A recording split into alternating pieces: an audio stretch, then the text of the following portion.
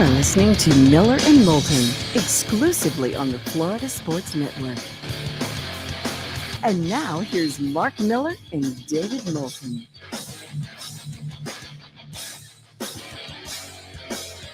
Top of the morning to you. How the heck are you, Miller and Moulton? It's a hump day. Yeah. Let's get over it together, shall we? How's your week going? Hope it's going all right. Come on. We're hours away from madness. Last night doesn't count. I'm sorry. It really doesn't. It doesn't. I know it does for those schools and what have you. And, you know, where we are, the school near us was in one of those games once. And, you know, when I was there, I mean, it felt like the tournament. I mean, TV timeouts and everything. Yeah, but they have those in regular season games. It's not that different. That's true. But you actually see like the media on the court. You actually get the impression like, oh, wow, people might actually be watching this thing. Hey, I found True TV. I had to go revisit my relationship with True TV last night. It had been the better part of a year since the two of us had chatted. But last night we renewed our relationship. And just like old friends, David, picked it up right where we left off, the little basketball. About 5 minutes into the battle of 16 seeds, about when you found it, right before you started at a little after 6:30, found it at about 5 to 7. I had family obligations. Daughter had a softball game last night, so I didn't get home till about 7:15. So I got it late first half. Right. About 5-6 minutes left in the first half. It was a good game. It was the better of the two. Yes. I mean, it really was, unless you're an IU fan. So the tournament underway, although, come on. Tomorrow, noonish, along with a little spring training in Florida at the same time. St. Patrick's Day, the tournament, spring training. Now we're talking. Now we're cooking with heat, as they say. NFL free agency coming up on a trade deadline in the NHL. Right. Got nothing going on. No transactions of any kind. I can't keep track. I mean, that's how nuts it is. When you do sports for a living and you can't keep up with the transactions. You're showing me websites and everything, and I still can't keep up. Well, that's when you get into it. Right now, according to SpotRack.com, there are 622 NFL free agents. Is that all? That's all, of which 52 have been signed.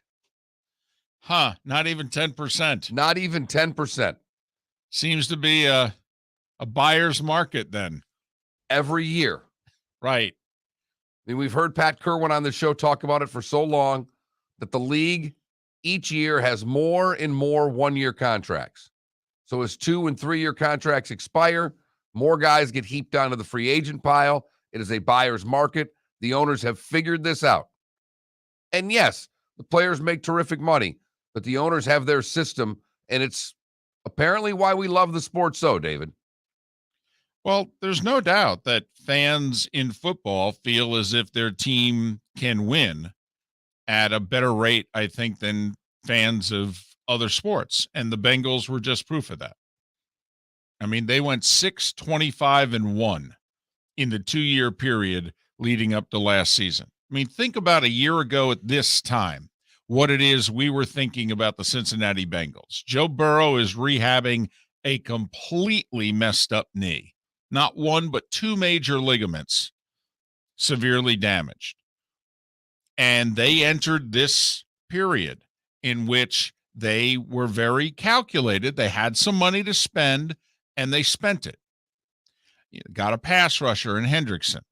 You know, we got Eli Apple. Don't know if he's going to be a starting corner or he's going to be our nickel corner, but we got Eli Apple. Turns out he ends up being a starter for him.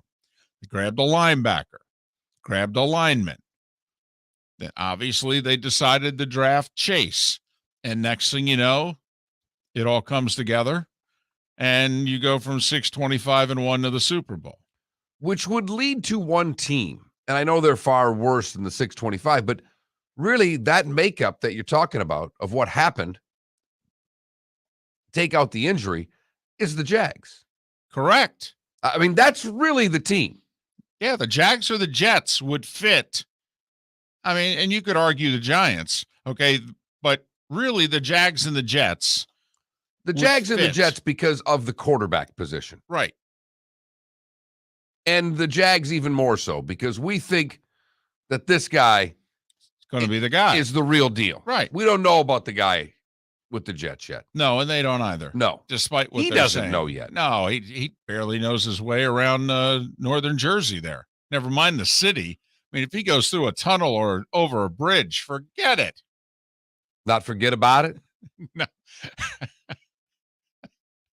Well, that's true. Where he's traveling. Exactly. It would be forget about it. But the Jags are really that team. And what did they do? They went out and got a tight end, and they went out and got a receiver that they overpaid for. And they went out and got a lineman. The two of them, actually. But see, that's the thing right now. We're looking at the Jags, and we are not thinking that they went out and got these diamonds in the rough and what have you. We think that it's a bunch of reaches. We like the lineman they got from Washington.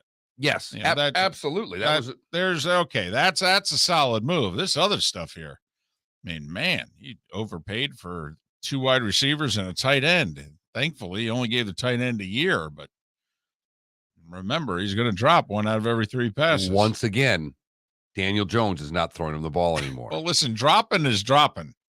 I mean, the Lawrence ball might get there a little faster. I don't think that's going to help the drops. It may just suck into the equipment, David. You never know. I mean, he's dropping the slow pitch softball stuff. What's he going to do when we start playing hardball? But serious question of the day, apparently. It came in at 6:04 in the Twitch chat room. Just letting you know, KM Weber, it's a little early for a serious question of the day. But he's wondering, is the NFL at risk of, quote, ruin, unquote, because the rule changes have made the quarterback position so important, so powerful? No. Kind of implying a little NBA quality there, that these quarterbacks have such star quality now that they, by themselves, are making and breaking franchises. Kind of like a star player in an NBA. You've had to have a quarterback forever. I mean, what's the last team that didn't have a high-end quarterback that won a Super Bowl? Well, we could get into a debate. Now, remember, you have to go at the time. Exactly. Joe Flacco. That's what I thought. That's where I was going. But Joe Flacco was considered a good / very good quarterback, and he was great that postseason. I mean, make no bones about it. He was great that postseason, and then got paid and was never great again. But he was at least a good quarterback. Right. Was he like Jimmy G good that year? No, he was better. Way better. He was better. And it was his 5th year in the league and 5th year as a starter in the league. And he took him to the AFC title game the year before. His rookie year, he took him to an AFC title game. I mean, was winning road playoff games, winning in New England and won games. No, Joe Flacco. He was a good quarterback. Also, he hadn't missed a start in those 5 years. I mean, Jimmy G's in the lineup. He's out of the lineup. But no, he was better than that. Some people aren't big on Eli Manning. I mean, fact of the matter is he was also, at the very least, a good quarterback. You go down the road. I mean, the Panthers nearly won it 20 years ago with Jake Delhomme, but got to a Super Bowl with Jake Delhomme. Huh. That's tough to do, by the way. Go to a Super Bowl with a Jake Delhomme. With a Jake Delhomme. Right. So, and how long ago was that? That was the 2003 season. So in the last 20 years, you could argue we've had one. Well, and really, I mean, if you want to go back 50 years, you start rattling off the Super Bowl winning quarterbacks. And 45 of the 50 are, without question, you would consider, that's a great player. And the majority are in Canton. In the 70s, you do the whole Bradshaw Staubach thing. Throw in some Stabler. And throw in a Stabler and a couple of Greasies, and there's a decade for you. Right. We get into the 80s, we start with Montana. Now, I will say, Gibbs at Washington kind of broke the mold. 3 Super Bowl titles and 3 different quarterbacks. I mean, Joe did it a little differently. But the Niners had Montana all through the 80s. Phil Simms was at least a good quarterback. He was very much Joe Flacco-esque during the time that the Giants were contenders in that era. And you go right on through. Obviously, you get into the early 90s. You got Favre, Young, Aikman. On the other conference, you got Jim Kelly, John Elway. Elway obviously was also mid to late 80s. By the way, John Elway, who was not going to play for a team, so he went to play baseball. I'm just trying to tell you, KW, quarterbacks have been divas for a long time. Right. You may not want to think that because we put higher standards of players of the past in our minds, but we've had these problems with quarterbacks forever. The rule changes that if you're upset about the rule changes to make it so you can't hit a quarterback, I would disagree with you. I like my Nathan Peterman Right. is playing quarterback. You don't like it so much? I don't think that's as much of a quality watch than when Tom Brady's playing. Wow. You are going the two extremes there, though. Well, with that but argument. all right, but even the middle of the road, when these quarterbacks are getting knocked out, Right. we got bad. When we're getting second string and Right. quarterbacks, we get bad football. Tyrod Taylor seems like a great guy. All right? Maybe I don't know him. Right. I want the obligatory sideline shot of Tyrod Taylor. I don't necessarily want him in the game as my quarterback. So, I mean, quarterback position has been pretty damn important for a long time. As in ever. A long time. Oneonta Yankees, by the way, was where Elway played. Upstate New York, a little over an hour northeast of Binghamton. For a while, it was home to the U.S. Soccer Hall of Fame. Don't ask me how it ended up in Oneonta, New York.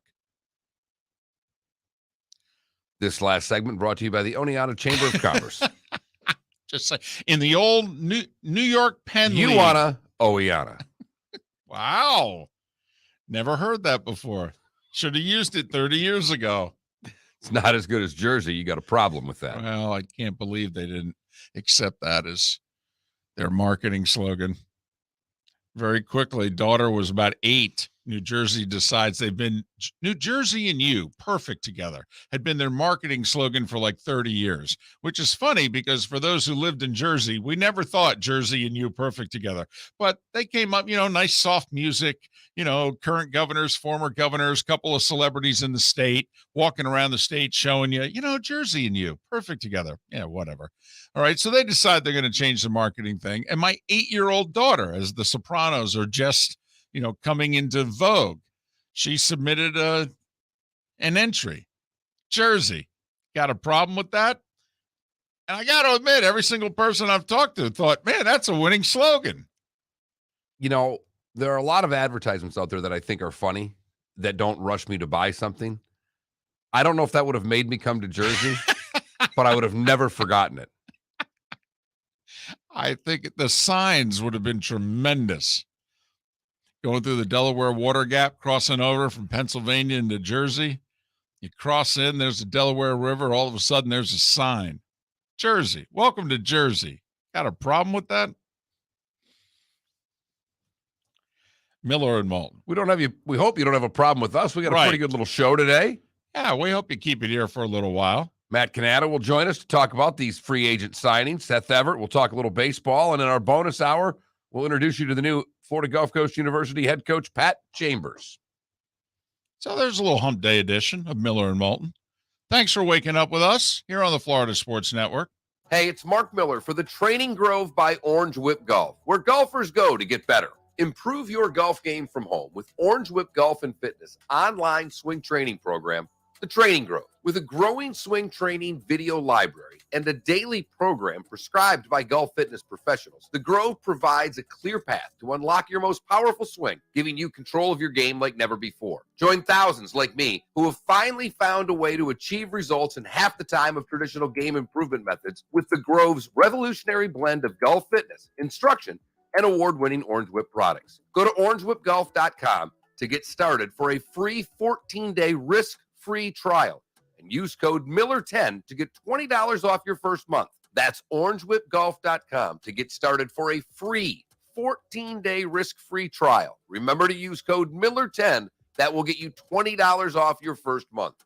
The Training Grove by Orange Whip Golf, where golfers go to get better. You are listening to Miller and Moulton on the Florida Sports Network.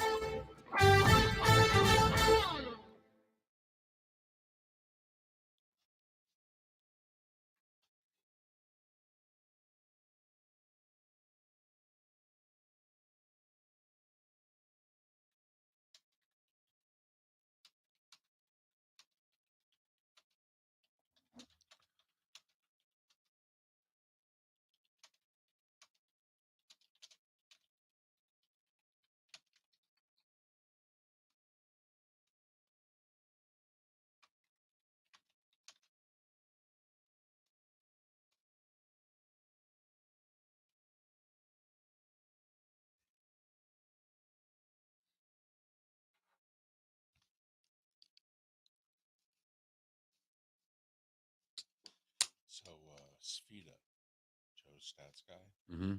He's very tight with the Villanova basketball program. This guy, before he got the BU job, came up, dove low, and worked his way up, what have you.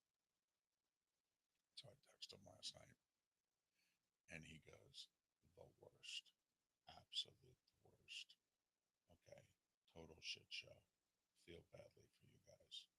I, of course, text him back and go, "What's your fucking boss who fucked us?" Because when Kim called Jay Wright, if Jay Wright had said, I wouldn't do that if I were you. I go, but instead, everybody just trying to get everybody a job. He goes, yeah, you guys are fucked. I go, great. Actually, I'm okay with it because it'll get what I want in 2 years. Well, He'll be gone, and Ken will be gone with him. Right.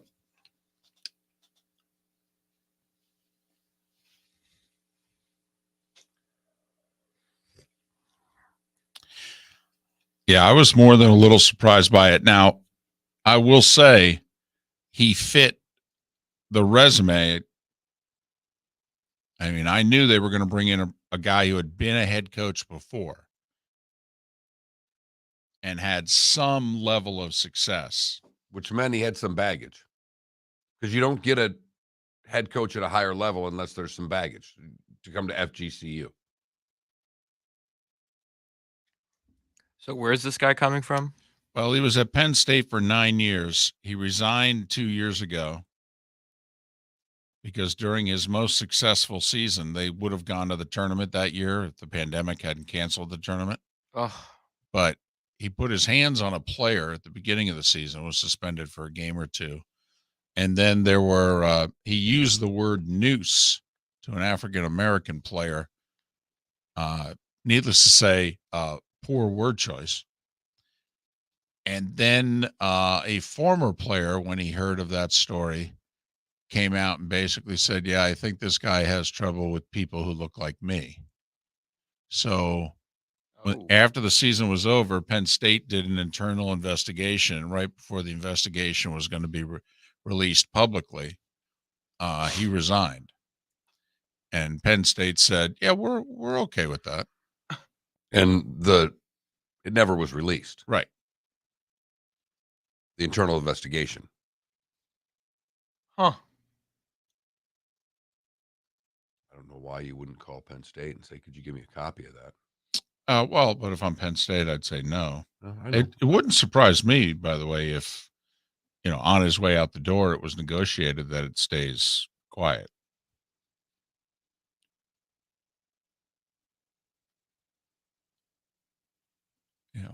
FGCU said they did their homework and they're comfortable. But hey, here's my thing though, is from a recruiting standpoint, do you know how hard it's going to be to recruit?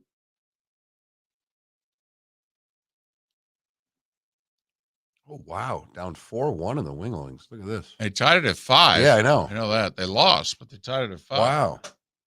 I just didn't realize they were down 4-1 in this game. 30 seconds. Oh, look at this. Got a little lucky, but Yeah, that's what I mean. off a skate. Off a stick, off a skate.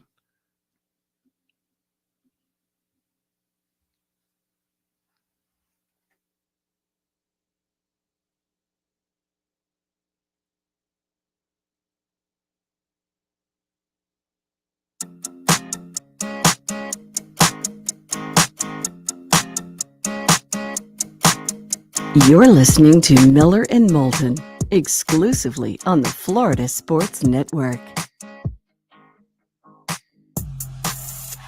21 minutes past the hour. Top of the morning to you. Miller and Moulton, the Florida Sports Network.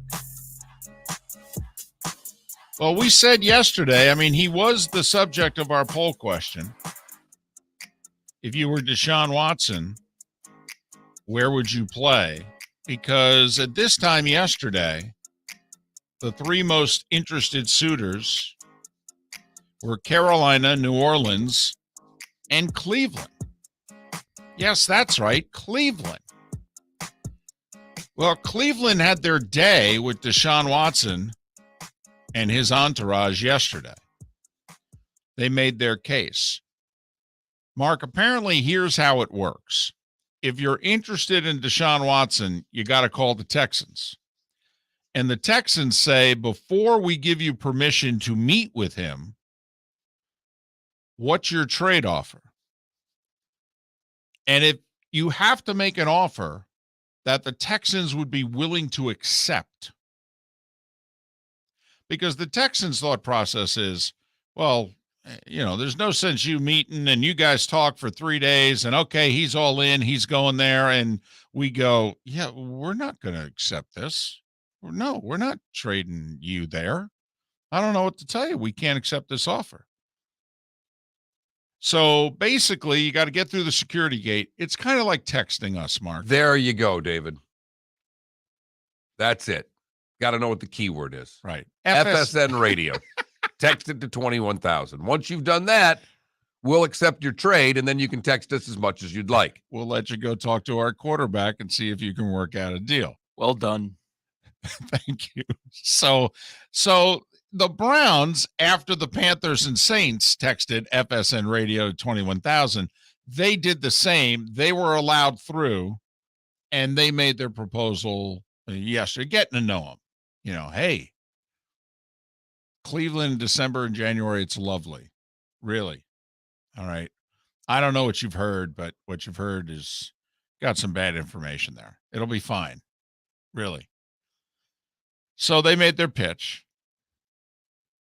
There's one other team that's apparently lurking outside the security gate. Well, it wouldn't make it fair if not 3 of the 4 teams in the NFC South were going to get in on the action. Right. And apparently the Bucks would have been lurking also. Right. But once TB12 decided he was coming back, they're like, well, we're out. We don't need to be in this neighborhood anymore.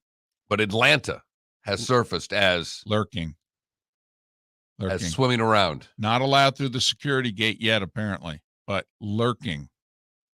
All right. Apparently they're the guy walking outside the security gate saying to the security guard, hey, listen, my boss is on the phone with your boss. You're going to get a call any minute now. We'll just wait right here.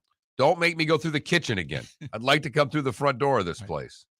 Don't make me hop in the back of a truck and hide and get in illegally. We want to do this on the up and up. But this meeting has caused another quarterback to have feelings, David. Wow. Feelings. It's an old song, too. It really is. But for old people, they know it. What do you go to Facebook? I've got it from Twitter where he reposted on Twitter. I don't know if it started on Instagram. Who knows where? I don't know. Well, it's a fairly long post, so that's why I'm assuming it was on at least Instagram, if not Facebook. Yeah, he tweeted it with the photo caption of it. Baker Mayfield's the quarterback in question here. And he basically said goodbye to Cleveland while hedging it, going, now, I don't know what's going to happen, but in case I've taken my last snap. This is not a message with hidden meaning. This is strictly to thank the city of Cleveland for embracing my family and me. Right. We have made many memories. Many. And shared growing in this process through all the ups and downs. I have no clue what happens next, but it looks like they're trading my ass. Right. Looks like they're done with me. He covered all the bases. Thanked the fans, right. Thanked God, or trusted God, and he got it all done in here. Uh-huh. Cleveland will always be a part of his story. Signed it with his middle name. Really? Yep. He went all middle name. What is he, being grounded? Sincerely, Baker Regan Mayfield. Wow. Yep. Is he breaking up with them or asking them for their hand in marriage? Middle name. He went middle name? I don't know about you, Mark, but the only time I've heard, now I don't have a middle name. So the only time in my life I ever heard someone use another person's middle name, it was because they were in trouble. Yeah, my mom never went middle name with me that I recall. Apparently my grandmother and my mother-in-law both went middle name when someone was in trouble. I've heard that. Right. My wife has told me many a story about particularly her older brother picking on her and how many times she heard her mother go, J. Robert. I do it to my daughter. I middle name her when I'm. Really? Oh, yeah. Full name and then the middle name when that comes out. Better watch it. Dad is honked. Yeah, that's a trigger warning for the chancleta coming out for me. So you've heard the middle name before? Oh, yeah. No one's ever, that's never good, right? Danger. I mean, there's never, you show up with a big bouquet of flowers, all right, and mom is so touched, she goes, oh, J. Robert, you're such a great son. It is really strange that I spend most of my life with people without middle names. My co-host and my wife both don't have middle names. Do you have a middle name? Yes. Did you hear it often as a child? Not really. Okay, good. Good. Not really. Mom didn't go middle name on me.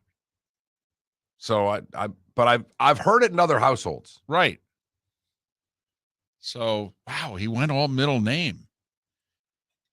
And I love how so I will say sometimes in sports, when you mention the middle name, it's because someone is really good. Yeah, Michael Jack Schmidt. Michael Jeffrey Jordan.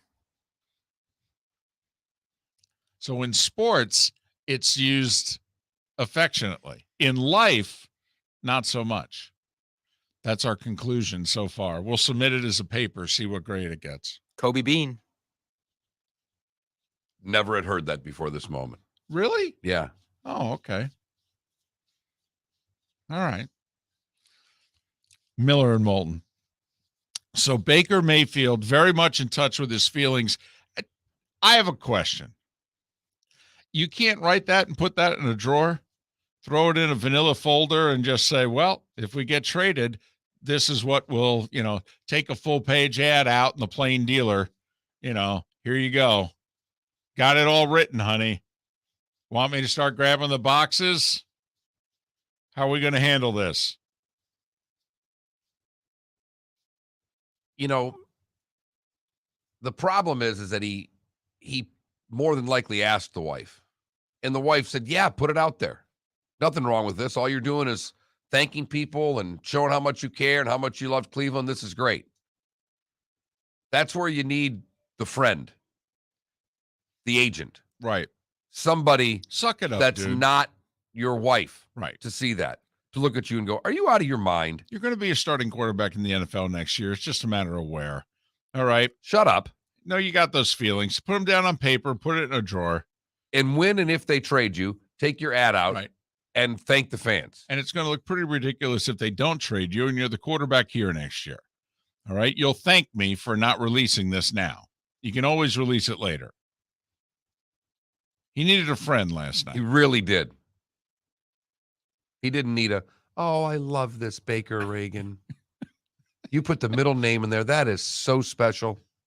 I mean, not only that, in a town and surrounding area like Cleveland. I mean, you're already Baker. Did you want to let him know that Regan was your middle name? I mean, I know you beat the Steelers in a playoff game and all, but that was like so 2020. I mean, do you know since then the Bengals have gone to the Super Bowl? I mean, that seems like forever ago. I feel like there are so many things nowadays that are, quote, so 2020. Got that right. Feelings. We encourage this. We Boy, if we were in Cleveland, the fun we'd be having with this. We'd have that song. We'd be reading the letter with the song playing underneath it. Absolutely. We'd be getting crushed. Almost did it here, but having Felipe try to find the song would have been a challenge in and of itself.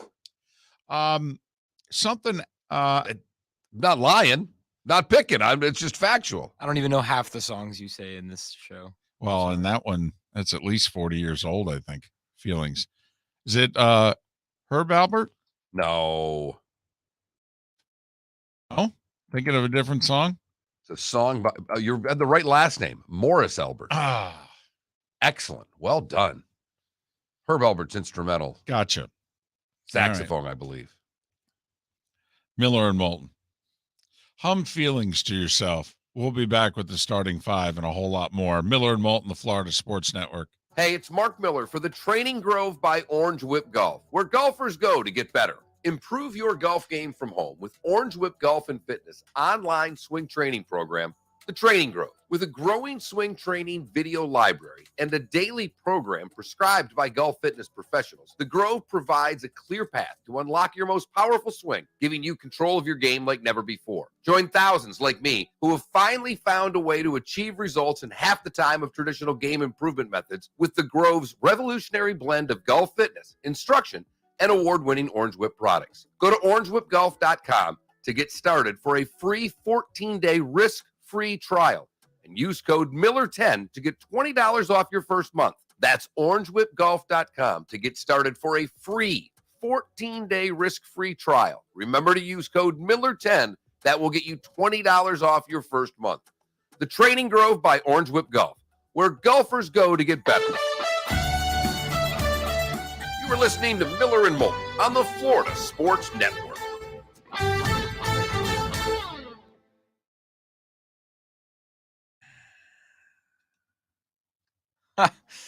Baker is hooked on a fielding. And he's high on believing. When we get Chambers on, we start off with you being the real estate guy Mm-hmm. and say, Pat, should we really continue this conversation, or should you put your wife on the phone?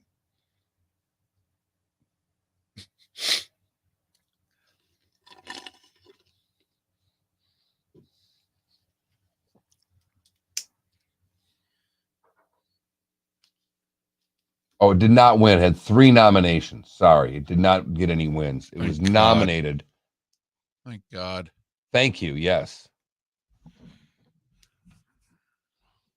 Can't believe we're getting more Rizzo, New York. Just seems evil. Well, it's better than Luke Voigt. All right. I mean, no, seriously, if you're not going to get Freeman, I mean, yeah, it's Luke Voigt or Anthony Rizzo. I went to Anthony Rizzo's first career game as a Yankee in Marlins Park. Oh, yeah, that's right. I haven't seen Marlins Park that filled for a game in I don't know how long. And he hit a home run. Man, that place erupted. It's pretty incredible. Joey Gallo went 0 for 5 as well. So sucks.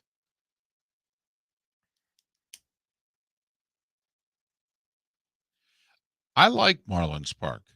I love Marlins Park. We went very early days of Marlins Park. I've And never been. I thought, No, didn't we go? wasn't open yet. We went to Pro Player or whatever that was to see Strasburg. I've not been to Marlins Park. I think you have. I have not been. You should check it out. No, It's really cool. we saw Strasburg at Marlins Park. What year was that? We were in Act 1. 2012. When did Marlins Park? 2012 was the first year of Marlins Park. 2012. Saw Strasburg. That was at Marlins Park? 2012 was the inaugural season, yes. Well, no, I'm sorry. We got to look this up. Did we go see We went to see Strasburg, I think, right before he blew out. Yeah. Didn't like a It was month his later. rookie year. Okay, so then it was probably earlier. It was Yeah. probably 2010. Yeah. I've never So- been to Marlins okay. Park. I mean, I know for a fact I haven't. Gotcha. I know you have because you went. I could have sworn you Yeah, went. and I back. saw Strasburg. I also saw Pedro one time. Pedro. Well, no, that had to be Pro Player. Yeah, I was going to say. I've never been. I can assure you. David, if you have been to Marlins Park, The food was really good. The concourses were really wide. yes. It was dark. All right. It looks dark on TV. All right. The ballpark, the middle, like center I will say the field ballpark looks looks dark on television. Center field looks dark between like the second base and where a center fielder would normally play. That area, when you go there, you look at it and you go, it's like there's a couple lights that have to be off. That I remember. Yeah. Stanton hit a 2-iron for a home run at Marlins Park into the Budweiser section in left field. It looked like Tiger off the tee at St. Andrews. It was unreal. Ball was never more than like 25 feet off the ground. Yeah. Ropes. Oh, Ropes. That's what he'd hit lasers and they would just go. But I liked it. I thought the sight lines were great. I thought you could be standing in line at and you could turn around and you could see the game. I love that. Yes. Thought they did a good job with it. Yeah, it's a super nice stadium. And I will say, if the last time you went was like those It's a years, while. they took out that ugly ass Yes. sculpture in left center field, replaced it with an entire standing section with a cafecito bar. It's awesome. Oh, what bar? Cafecito, What is that? like the little famous cup of coffee that Gotcha. Cubans make that's like crack cocaine in a styrofoam cup.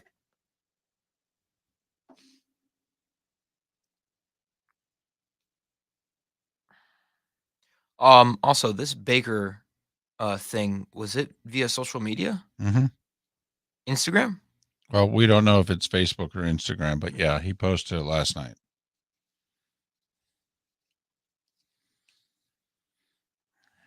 Oh, 10 seconds. Before we do the starting five, I got a text to go to. Just Post it on Instagram. Oh, he's gone. He's done. No more Baker.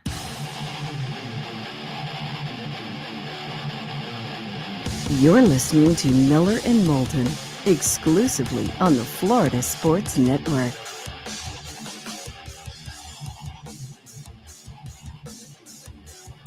Thanks so much for being with us. Miller and Moulton, the Florida Sports Network, at 22 minutes before the hour. Matt Cannata, Seth Everett, all joining us to talk a little football and then baseball later on in the show. got a great text. We were talking about quarterbacks not being good and winning a Super Bowl. We missed the obvious one. Nick Foles. Yeah. No. He wasn't good then. He's not good now. He wasn't good. He caught lightning in a bottle for a month. He did. Had 2 good playoff games. You know, even the divisional round in which they won, he wasn't particularly good. He played a terrific NFC title game and a terrific Super Bowl. Right. Didn't he throw for 7 touchdowns in a regular season game, though? I don't think he did. It was Matt Flynn who did. I thought Foles threw for 6, but regardless, Matt Flynn threw for 7. One game does not make you a great quarterback. That's kind of the point we're proving here. Although one game can get you a $10 million signing bonus from the Seahawks. Sure can. Then there's that. Because Matt Flynn got paid. The Detroit Lions made Matt Flynn a lot of money. Right. Yep. He played that one game for I guess it had to be Rodgers.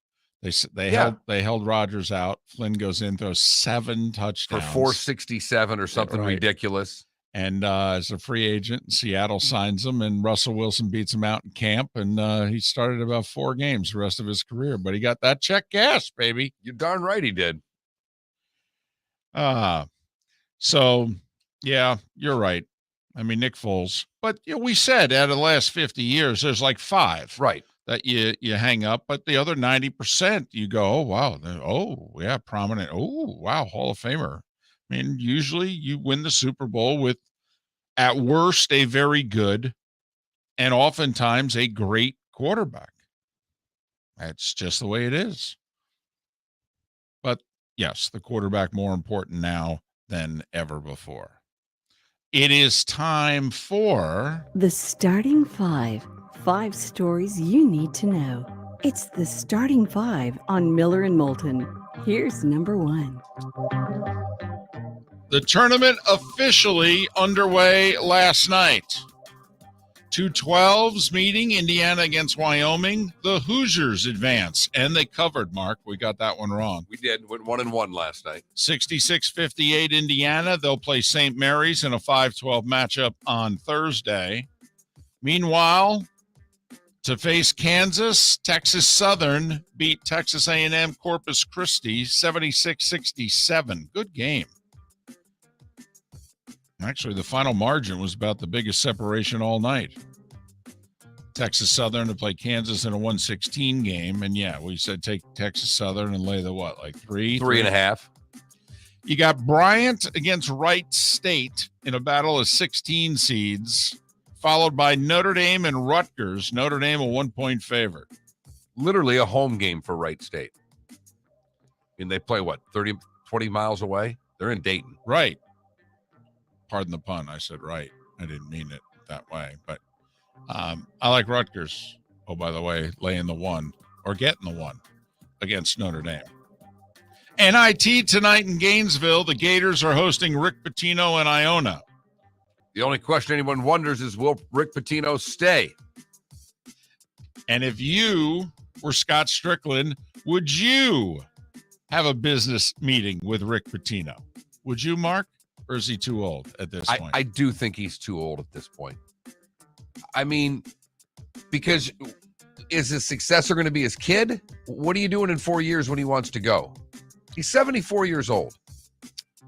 His son, Richard, is at New Mexico. He just finished his first year. Wasn't that successful. Listen, I think you hire Anthony Grant from Dayton. They were one of the 10 youngest teams in the country this year, and they were the first team out. If Richmond doesn't win, Dayton would have made the tournament. And quite frankly, 2 years ago, Dayton would have been a 1 seed with Obi Toppin. I mean, Anthony Grant put together a better team in Dayton than Mike White did at any point in his career in Gainesville.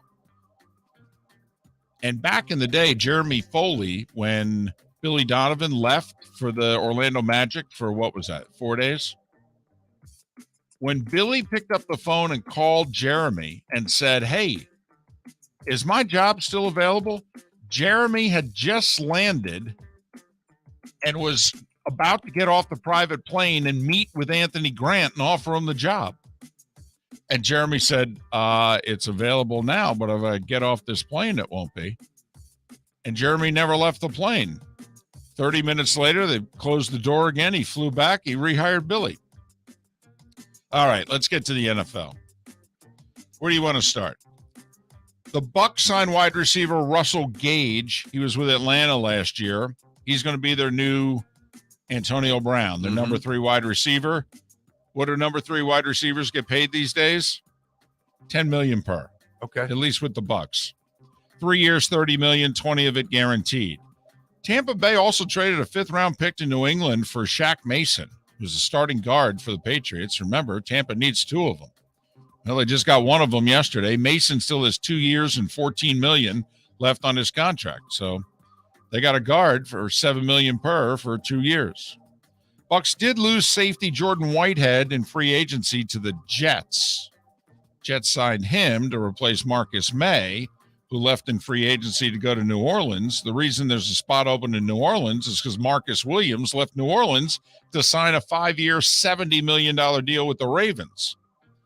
Kind of gives you a ballpark as to what Tyrann Mathieu is looking for and will probably get from somebody because he's still out there.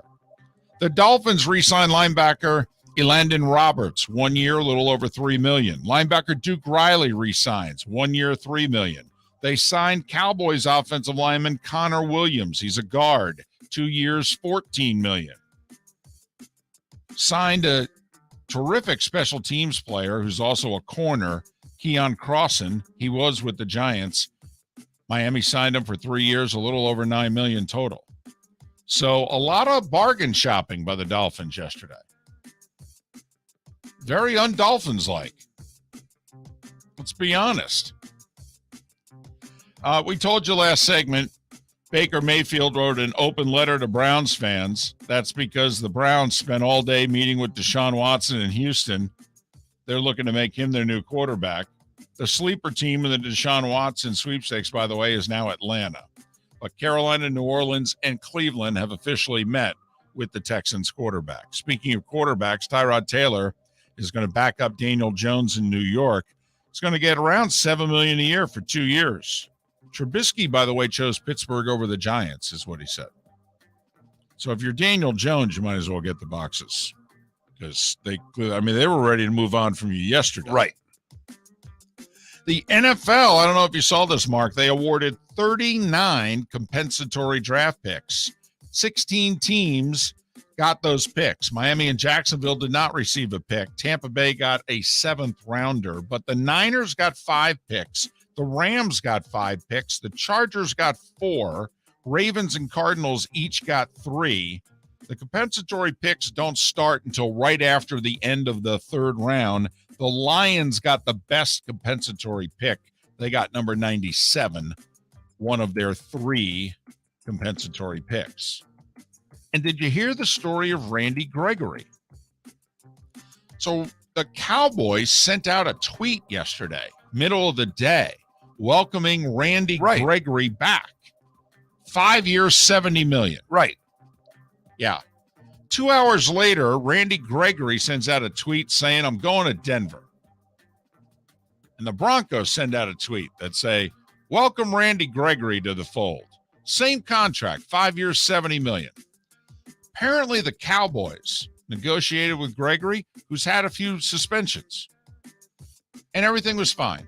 And they never mentioned anything about inserting certain language in the contract can be null and void if you get a suspension. It wasn't in his last contract. And when they were negotiating, it was never mentioned. So the Cowboys send the final offer to him. He and his people are reading it over. And they go, hey, what's this? And they go, oh, it's standard. It's in every contract except Dak. And they go, yeah, I don't think so. And meanwhile, the Broncos said, hey, that paragraph's not in our contract. Randy Gregory said, well, I'm signing your contract then. Ouch. Well, you don't often see it where a team sends out a tweet saying, hey, we signed a guy, and the joke's on you. Speaking of signing guys, the Braves signed Matt Olson. But just quickly, in free agency, if a tweet goes out, isn't it coming up from pretty high? Yeah. Like they yelled down the hall. Go ahead and hit send. Yeah. Like it's not the social media person that did this. Is a GM or an AGM or somebody that said, we got this done. This is Stephen Jones yelling down the hallway. Yep, we're bringing Gregory back. Yep, let him know. Right. That's all. Apparently, the Cowboys found out he was signing with the Broncos on social media. They thought that, they were still, I guess, just haggling over the final details. I love it. Yep. Well, apparently Gregory spent most of Monday negotiating with Denver. So Dallas had to match the offer. They did, but they threw in just that couple sentences there. Just trying to slip one by the goalie. To baseball, Braves, who just acquired Matt Olson. Boy, this was pretty quick negotiations. 8 years, $168 million. He's in his mid-20s. He's from the greater Atlanta area. He's got family there. So the Freddie Freeman era definitely over. Matt Olson signed for the rest of the decade, essentially. And they have an option for a 9th year to the Braves. They also signed former Rays righty Colin McHugh, who was terrific out of the bullpen last year. They signed McHugh to a 2-year, $10 million deal. Late last night, Anthony Rizzo signed a 2-year, $32 million deal to return as the first baseman for the Yankees. So the Yankees don't get Freeman, but they at least bring Rizzo back into the fold, and we can finally end this whole Luke Voit experiment, error, whatever you want to call it. NBA last night. See, Sunday, KD scored 53 against the Knicks. Kyrie said, dude, I couldn't play because it was a home game. So I sat in the first row. But when we go to Atlanta, I'll show you how it's done. And so Kyrie threw 60 on the board last night. 41 in the first half. Brooklyn scored 150 points. Beat the Magic by 42. Yeah. But quite a team Orlando puts on the court. 60. The Heat won, although Jimmy Butler sprained his ankle. 105-98 Miami over Detroit. Phoenix beat the Pelicans by 16. Memphis by 33 over Indiana. Only 4 games in the association last night. Meanwhile, there were 104 games in the NHL. Panthers, not going to believe this, Mark, trailing in the third period. They scored to tie it, won it in overtime. 3-2 over San Jose. Vetrano with the game tire and the game winner. Toronto shut out Dallas 4-0. First time in 3 weeks. Toronto got good goaltending. Rangers beat Anaheim in overtime 4-3. Washington in a shootout beat the Islanders 4-3. Ovechkin finally scored. He'd been tied with Yager for about a week and a half. His 37th on the season, number 767. He is now third all time in goals. in NHL history. Third, about $1.25 behind Gretzky. Colorado shut out the Kings 3-0. Nashville 4-1 over Pittsburgh. Bruins in overtime over the Blackhawks 2-1. Winnipeg, Edmonton, Vancouver, your winners. If I started mentioning all the players who got released yesterday in the NFL to teams to make it to the cut line, I can leave, get breakfast, and come back. absolutely. So, a couple of highlights. Titans released Janoris Jenkins. Browns released their 5-year starting center, J.C. Treader. Who's the president of the NFLPA? Right. Does not lose his gig, though. I think you keep it for up to a year, even if you're unemployed. Like Kevin Mawai, when he got released at the end of his career, kept the gig for a year until it was like, no, nobody wants you. Oh, okay. And that was the starting five every weekday morning at this time on Miller and Moulton. So we've got to come up with a poll question. okay. Yesterday's poll question was, if you were Deshaun Watson, where would you want to play next season? I voted Cleveland. I think I voted Carolina. We did not have winners, either of us. New Orleans ended up being the winning vote Interesting. with a little less than 39% of the vote, 35% for Cleveland, a little less than 27% for Carolina. That was my vote. Let's go. Decent poll question, though. If the winning vote total is less than 40%, then we did a pretty good job. So now we need to do a pretty good job during this break. That's what I was getting to. Come up with a new one. Text the show if you haven't before or if you haven't yet today. FSN Radio, all one word, FSN Radio, send it to 21,000. And then you're in. But more importantly, Uh-huh. go to twitch.tv/Miller and Moulton, where Yep. you can follow us. Stick through the commercial breaks. Right. Ask questions. When we have Pat Kerwin on, Pat stays through the commercial break. Carte blanche for the Twitch audience. Right. We take your questions. We ask them. Patty answers them. You get a little extra Seth Everett. Seth comes on early, and he'll join us at about 8:35. So make sure you're hooked up by 8:30. And while Matt Cannata does not come on via camera, he usually will appear in the Twitch chat room as well to talk to those and get some questions on his side as well. So twitch.tv/Miller and Moulton. Thanks so much for listening to the Miller and Moulton thing right here on the Florida Sports Network. Bring your big mouth to John Smith Subs and indulge in their overstuffed subs with the freshest quality ingredients. Enjoy our famous steak bomb with perfectly grilled marinated sirloin steak topped with provolone cheese, grilled onions, peppers, mushrooms, crispy bacon, juicy tomatoes, and creamy mayo. Boom! Made-to-order crispy fries can be paired with the Gator, the Cuban, the Chicken Bomb, or the Italian. Love local. Eat delicious with John Smith Subs.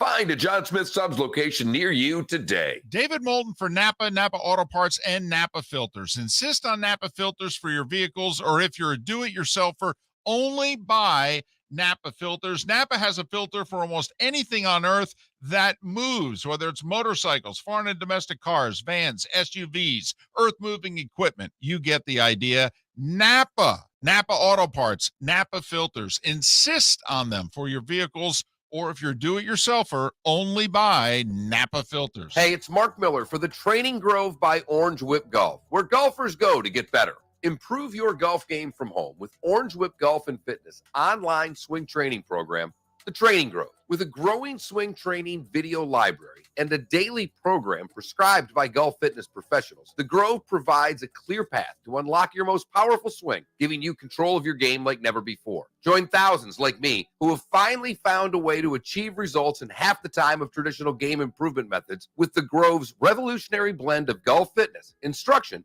and award-winning Orange Whip products. Go to orangewhipgolf.com to get started for a free 14-day risk-free trial and use code Miller10 to get $20 off your first month. That's orangewhipgolf.com to get started for a free 14-day risk-free trial. Remember to use code Miller10. That will get you $20 off your first month.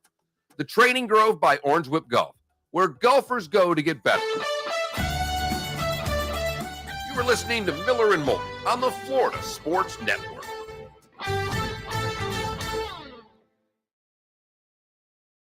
big run where you're like, no, I'd really love them to crash and burn, like lose in the second round to Davidson or something like that. I like that question. How's it going, chat?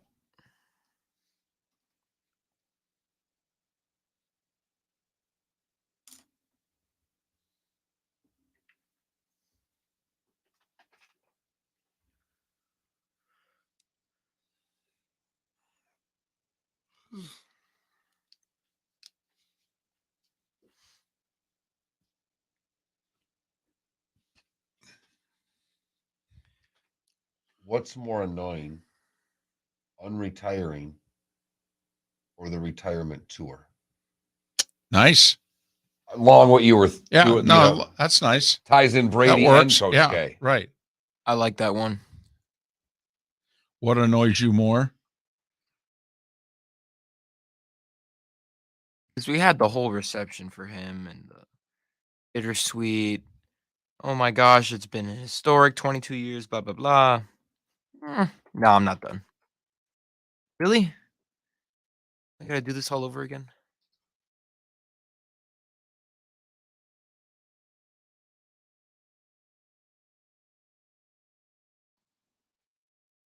What annoys you more, unretiring or the retirement tour? Yeah.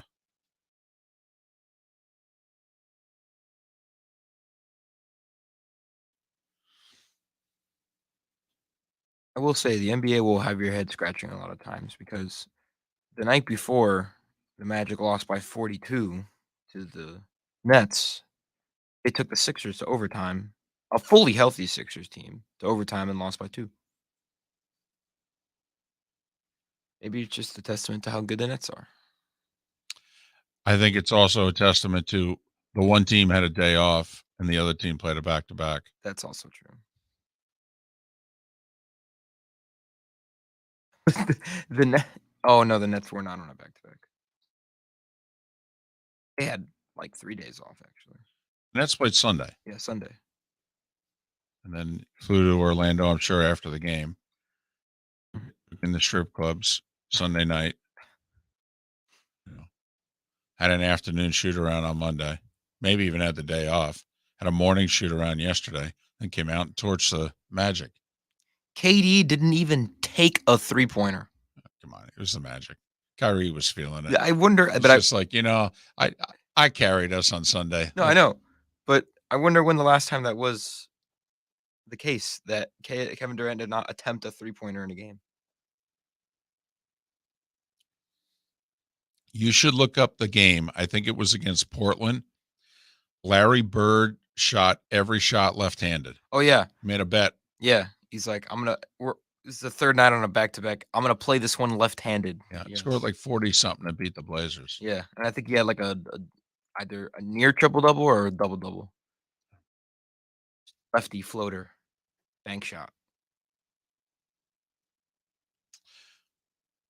To let you know how good Bird was, like they put LeBron's best 5-year period up and what his stats were, and they put Larry Bird's best 5-year period and put his stats up. They're basically the same.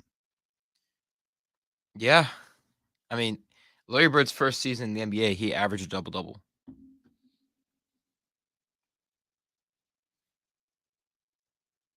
Ten seconds.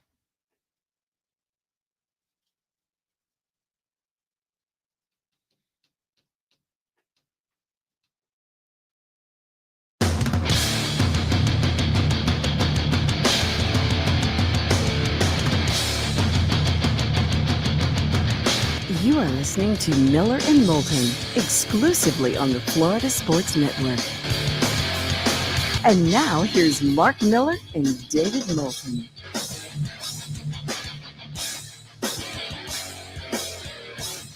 Top of the morning to you. How the heck are you? Miller and Moulton on the Florida Sports Network. Thanks so much for being with us as we get over this hump together. The tournament underway, although if you're not jumping on board till tomorrow afternoon, I totally understand. Totally. I had a hard time last night, to be honest with you. I felt like I was cheating on the NCAA tournament last night by watching a little bit of the play-ins. Oh, really? Yeah, I felt a little guilty, actually. That's interesting. And I love Dayton being the site because they're all in. They sell those games out. That's the only thing about that game. It had,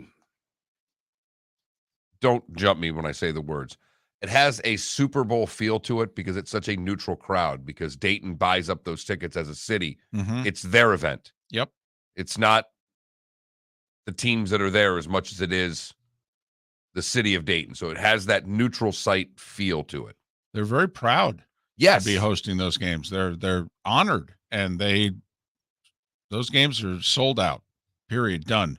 It's kind of like a high school basketball tournament, like in Fort Myers, they have the City of Palms, and when they used to have it in the smaller gym, and it was just, you just knew you couldn't get a ticket to the sucker. It's the same with the first four there. It's why, by the way, we want the Frozen Four every year to be in Tampa. Yes. Yes. Just a quick little sidebar. One of our little sneaky sporting events that Miller and Moulton put on our, not necessarily the bucket list, but on the bucket list of events you wouldn't think about. They were talking about this, and I don't know why we're going on this tangent, but then again, that's kind of what we do.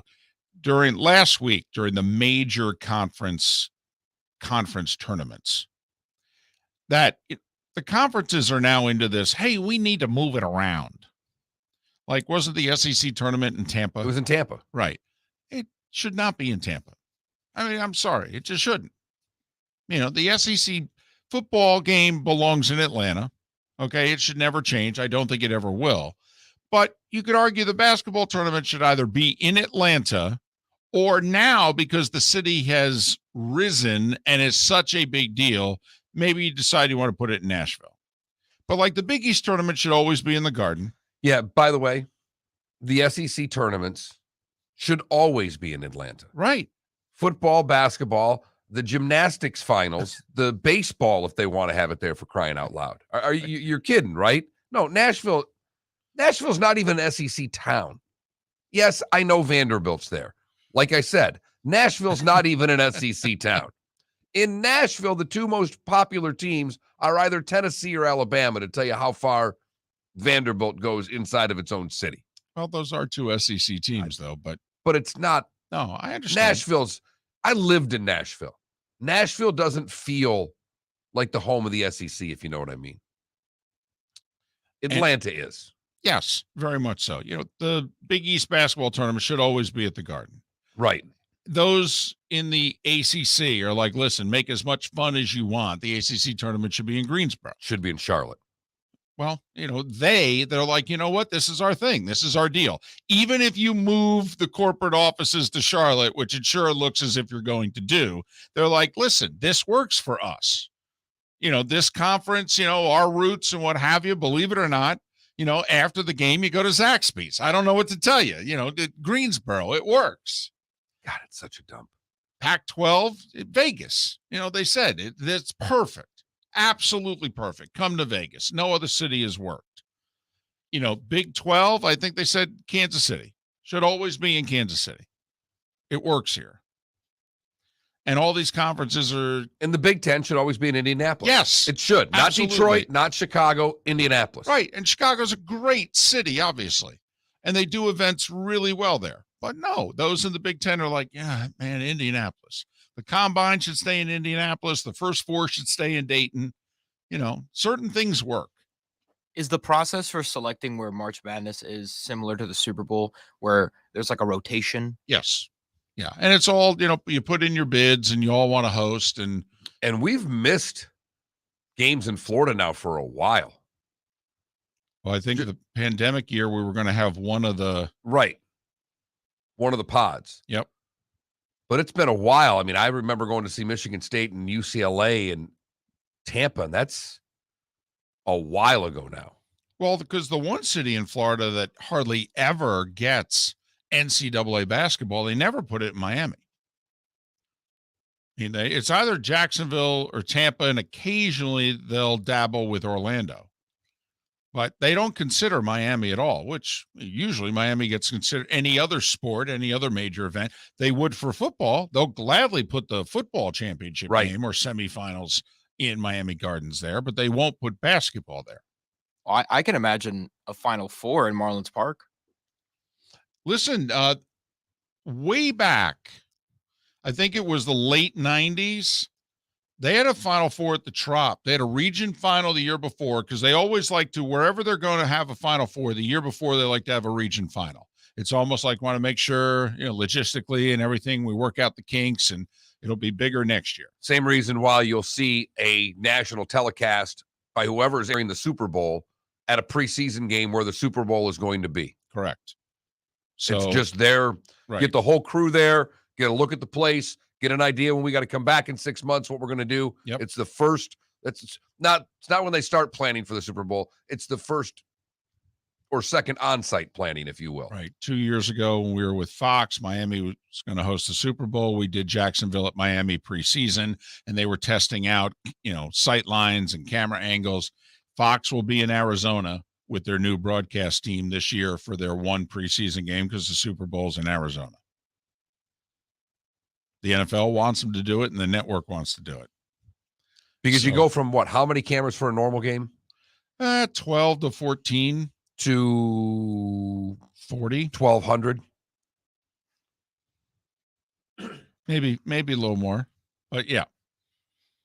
So anyway, don't know how we got off on that tangent. Miller and Moulton here, the Florida Sports Network. All right, we asked ourselves to come up with a poll question. And we did. I like the question, although we're not sure if we're using a word that's not a word. Yeah, I realized when I tried to type it in my phone, I got a line underneath it. This computer's like from 1912, and it doesn't automatically spell check for me. Scares the bejibbers out of me. Well, right. But what annoys you more, unretiring or the retirement tour? So basically, Brady versus Coach K. Is that what you're thinking here? Yes. And for me, it's the retirement tour. When it's time to go, you retire and you quit, and you're done. See, but if you had let us know you were retiring, maybe we would have done something nice for you. I mean, especially if you're worthy of having something done nice for. Like, did it strike you this year? Coach K, obviously, before the season said, this is my last year, but also at the time that he did it, he then handpicked his successor, John Shire. Here you go. So it was, doing two things at once and letting recruits know and all that. But like when Roy Williams suddenly at the end of last year just walked away and said, I'm done. I mean, that's how you do it. Didn't you go, oh man, Roy, if we had known. No. I mean, would have bought you a fishing rod or that's fantastic. Send it to the house. Shoot me a text. Shoot me a text. I didn't like all you that much anyhow, so I didn't want you to be doing nice things for me. Come on, maybe Roy was likable.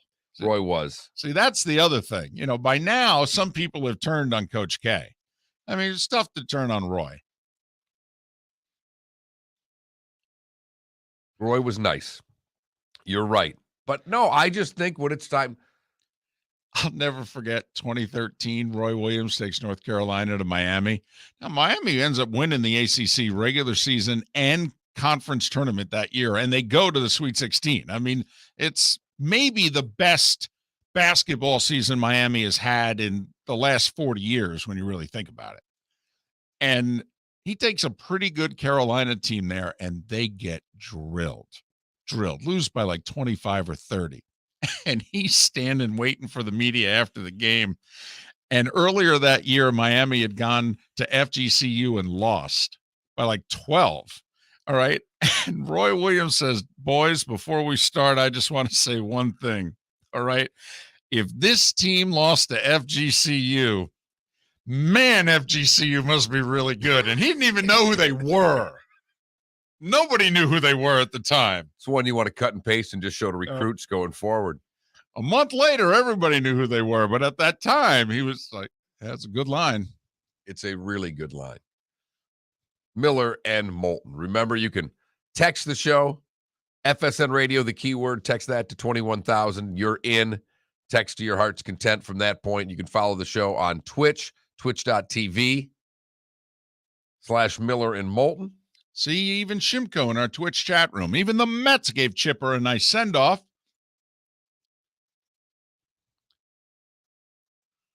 I just think it's whether or not the guy's likable. Because, like, quite frankly, there are people who don't like the unretiring. But Tom Brady's really likable. And so a lot of people are going to do what? You're going to kind of give him a pass. He's Tom Brady. I like him. Brett Favre was likable.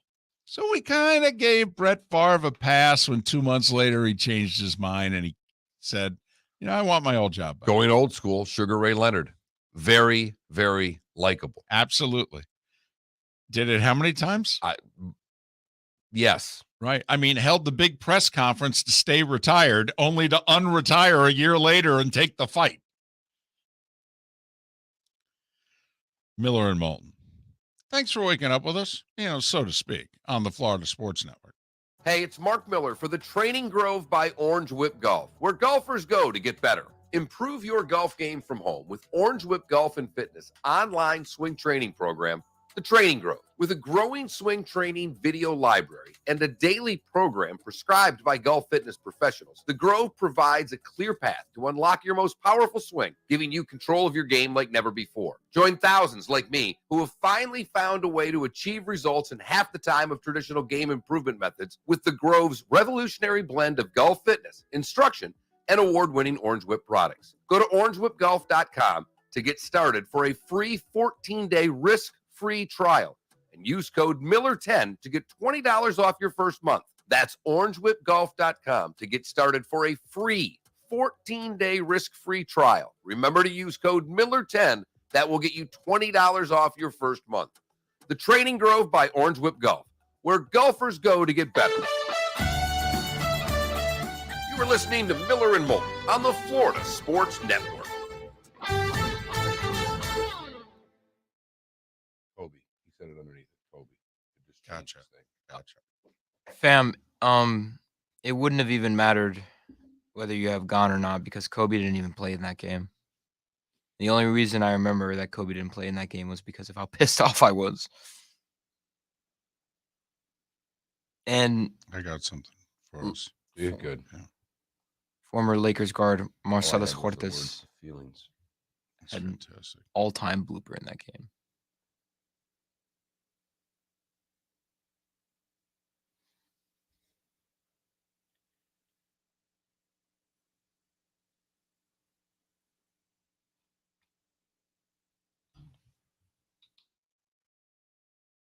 I saw Kobe once in Miami.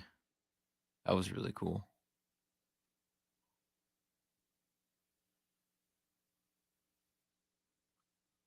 Going to the theater on Sunday, David.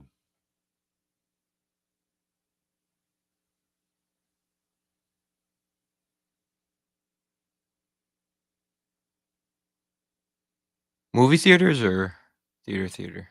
No, the theater. Ah. Does Maddie have a play? No. I'm going to Barbara B. Mann to see Jesus Christ Superstar. Oh, wow.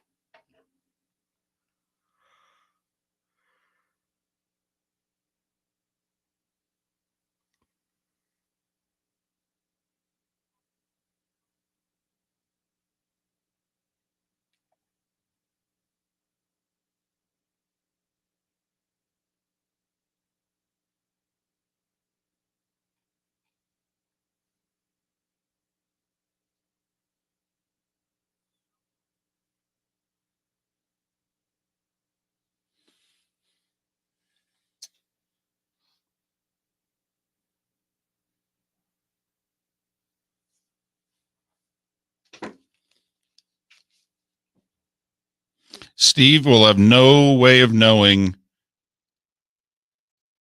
for now. We may know in a year or two, but we have no way of knowing now. and we will talk about it on air next.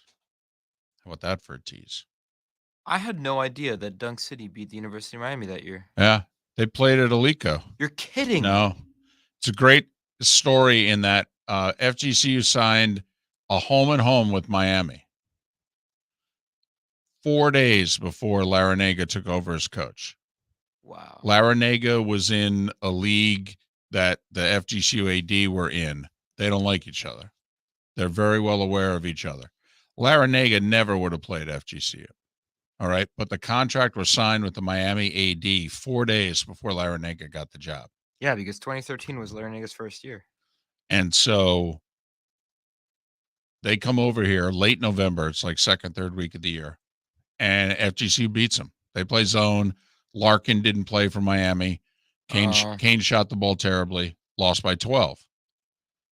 And full house, you know. Full house. I was at the game. Stormed the court, the whole deal. Wow. Larrañaga is walking up the scorer's table to shake Andy's hand. He shakes his hand. He goes, "You'll never see me again." He said that? Said that to Andy. "Congratulations. You'll never see me again." Mind you, you're like right in front of all this. Yeah.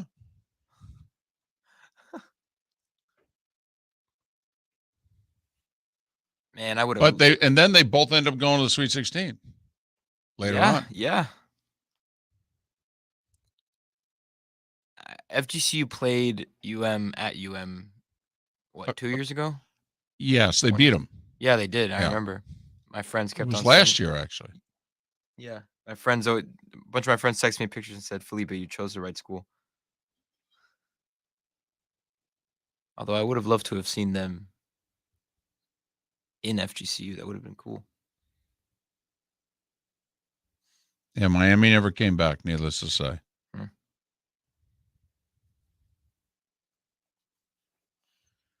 10 seconds. And FGCU, I think, was supposed to go back to Miami, and I think Miami canceled the game.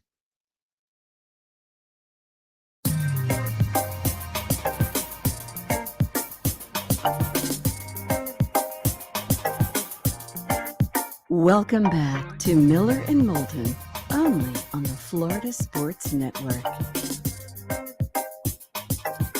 19 minutes after the hour. Miller and Moulton, the Florida Sports Network, brought to you by Napa Auto Parts, Napa Filters. If the vehicle needs a filter, then it needs Napa filters. So for you do-it-yourselfers, make sure you buy your filters with Napa, whether it be online or you head to your local Napa Auto Parts store. Thanks to Napa Auto Parts, Napa Filters for being proud sponsors of Miller and Moulton. It's our poll question again. What's worse, basically? What annoys you more, unretiring or the retirement tour? We have a snarky audience. The retirement tour winning, going away right now. Huh. Once again, I think it's because they associate the one with Coach K, who has some negatives to him, if you will, versus the other one right now. Tom Brady's fresh in our mind, and people just like him. He's nice. Did get a text. Says, I don't give Tom Brady a pass because I never really thought he was retired. It was just so wishy-washy. Well, whoever that gentleman, and I'm assuming they're a gentleman, is, did you hear about Ben Volan's little story yesterday? I did not. Ben Volan of the Boston Globe. Right. We've had him on the show many times. Yep. He used to work for the Palm Beach Post before that. And, there was a report that didn't get a whole lot of play a few weeks ago because, quite frankly, of the person who threw it out there. Mike Florio threw it out there. And, Mike gets a lot of stuff right, but Mike throws everything up against the wall. And so when you throw everything up against the wall, there are times in which you throw paint on the wall and people just walk right by it. And there are other times when they stop and they go, it's pretty good art. Well, Mike Florio threw a story up against the wall a few weeks ago that said, Tom Brady and Sean Payton were going to hook up in Miami. Payton was going to be the coach, and Brady was going to be the executive. He's going to essentially run the Dolphins. and it got no play. Right. And no one else said anything about it. So Ben Volen of the Boston Globe goes on WEEI radio show yesterday after writing a piece, and he said, listen, that Florio report was true, not because I got the information from the same person Florio got it from. It's because I got the information from somebody different than I know who Mike Florio got the information from. And he goes, so I'm not trusting Florio's sources. I'm trusting mine. And he goes on to say, all right, here's the deal. Peyton and Brady were going to team up in Miami. I know it's true because I heard it independently. So that to me is the key. Brady announces his retirement on the morning of February 1st, a Tuesday. What happens that same day? Flores files his lawsuit against the Dolphins. It throws a wrench in the entire plan. Brady was not going to go to Miami to be the quarterback. He was going to go be Derek Jeter. He was going to acquire Sean Payton. Brady was going to run the front office. Remember, Brady and Giselle have already bought a mansion down there, great piece of property. I don't know, $40 million, something like that. I mean, they have said that's kind of where they're planning to retire. I mean, it's a good piece of property. It's only $40 million. I'm sorry. Right. You did take yourself into their world. You are a real estate agent after all. You understand? It's a good piece of property.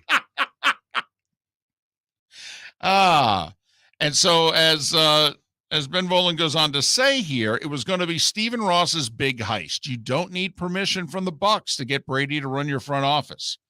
And they were going to acquire Sean Payton. Payton and Brady both represented by Don Yee. So you got that connection also. Then Flores files his lawsuit. Now all of a sudden you're worried about cell phones and discovery. So the plan gets scrapped. So now in the next 40 days, Brady's going, man, now what am I going to do? Sit around on my couch? So I might as well go play football. So Brady, of course, made his announcement after he was at the Man U game on Saturday. Who owns Man U? The Glazers. The Glazers, of course. Right. And so, Volen speculates that Brady used the trip because he was sitting in the Glazers box. And that he used the trip to basically, there's all these whispers about Brady and Arians not on the same page. There's some problems, the whole deal. And so Ben says, I have a feeling that Tom said, listen, if you can call Bruce up there and just, get him to lighten up or whatever the case may be, I'll come back and I'll play one more year. But well, and Roy Cummings suggested when we had him on the show earlier in the week that part of this he thinks could be for post-football in Tampa. For Tom Brady, that negotiations could have been for some sort of front office work there as well, or ownership, or anything of the like. So if you're a Dolph fan, I mean, who knows if this ever comes to be? Remember Sean Payton, who has 3 years left on a Saints contract, but he's taking a pause. So for the next 3 years, the Saints own his rights. I mean, if Sean wants to get back into coaching, the team that wants to hire him has to make a deal with the Saints. And my guess is the Saints are not going to be as magnanimous as Fox has apparently been to ABC and Monday Night Football, that Fox has reportedly just let Joe Buck out of the final year of his contract. Yeah, basically the one thing I've seen is that maybe a flip-flop of like a Big Ten pick. Yeah, but somebody came out late last week and said, I think it was somebody with ABC who came out and said, we are not swapping any programming. Oh, in fact, he took to Twitter to say, I never comment about any of this crap, but I am telling you, if this deal goes down, it does not involve the swap of any programming. But I never heard swap of programming. What I heard was the pecking order for Big Ten games between ABC and Fox, that there was going to be a couple of extra slots, or not that they were switching programming, but that they get to pick a game here and a game there. Because Fox gets the first pick more than ESPN does, and that's why they now get Ohio State, Michigan every year, and they get the Big Ten title game every year. And so you're thinking that instead of getting first pick, say, 7 out of 12 weeks, they get it 9 out of 12. Something like that. Right. Yeah. And I could see that. And technically, you're right. That would not be swapping. It's not swapping programming. It just is ensuring better programming for one network. So if you're a Dolph fan, I think you then want to see how this whole Flores lawsuit plays out. For a lot of different reasons. Here's the funny thing. Most Dolph fans are rooting for Flores. They're rooting to get a different owner. Could the ultimate irony be that you want Ross to win the lawsuit so that this plan can go into effect beginning next year? But don't you they just hired a coach. Right. So it's probably scrapped. The plan has to be somewhat scrapped. At least for a few years, right? Right. Say to give this guy 3 years, let Brady and Giselle travel the world for a couple years, this, that, and the other thing, and then turn to both in like 2024, 25 and go, so what do you say? We ready to do this now? Yeah, because I think when you hire the new coach and this stuff coming out, I think this is best laid plans of mice and men, David. I don't think it comes to fruition. So do you believe the story? First off, Mike Florio threw it out there. He had his sources. Okay. Ben Volen threw it out there and said, listen, I know who Mike's sources are. Mine are completely different. I think there was some serious there. To believe that there was some there doesn't necessarily believe that it was going to happen. Because there are a lot of moving parts in this. One, you would need New Orleans to agree, first and foremost. So this may have been a plan of Ross's. I don't know how easily you could get the whole thing done. Was there? Probably. I'll say this, though. The Dolphins have the picks to have pulled off a deal like this. The irony being, if this were to be the plan 2-3 years from now, they would not have as many picks. Like next year, the Dolphins have 2 first-round picks. So they have a ton of cap room right now, and the Saints were cap strapped. New Orleans might have been looking to, hey, can we dump this guy on you? And Miami would have been like, yeah, sure, we'll take him off your hands. He's terrible, but yeah, I appreciate that. Or he's damaged goods or whatever the case may be. Even if it was something simple as, hey, can you, it's probably asking too much to, give us the young wide receiver you just drafted from Alabama here straight up for Michael Thomas. But I don't know. Can you tag Gesicki and then we'll do that swap? And this way you take on twice as much salary essentially. And, can we do it that way? Something could have been worked out. Absolutely. Gruden got 2 1s and 2 2s from which Tampa. I find to this day, I still think is highway robbery. I know. Got a parade though.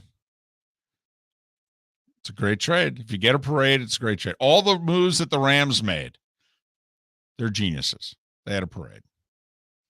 Well, and as we said yesterday, the league's coming around, David. It's trades like this that make the copycatness of the league that makes this start happening. Well, and this is not, for me to say, hey, I was right.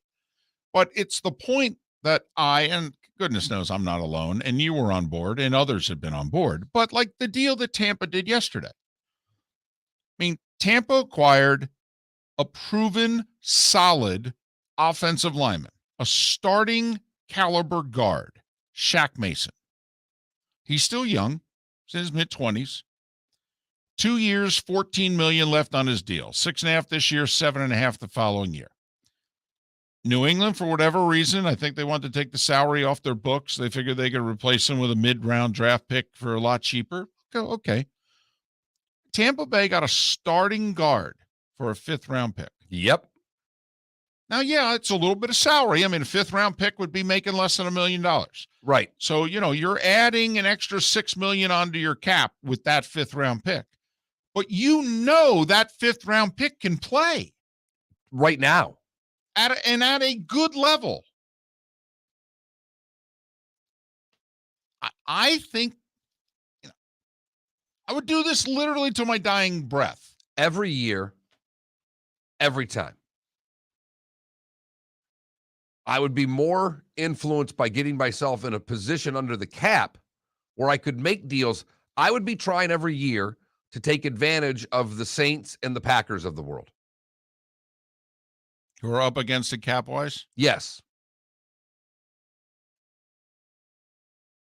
I mean, I would have no problem if my 5th, 6th, and 7th round picks every year I never had. And that every year I could put up on my draft board the 3 players we acquired for them.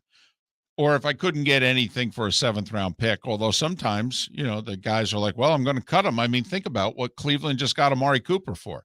They got him for a 5th and a swap of 6th round picks. What could you have got Jarvis Landry for on that big contract? Right. I mean, they ended up cutting him. Right. I mean, come on.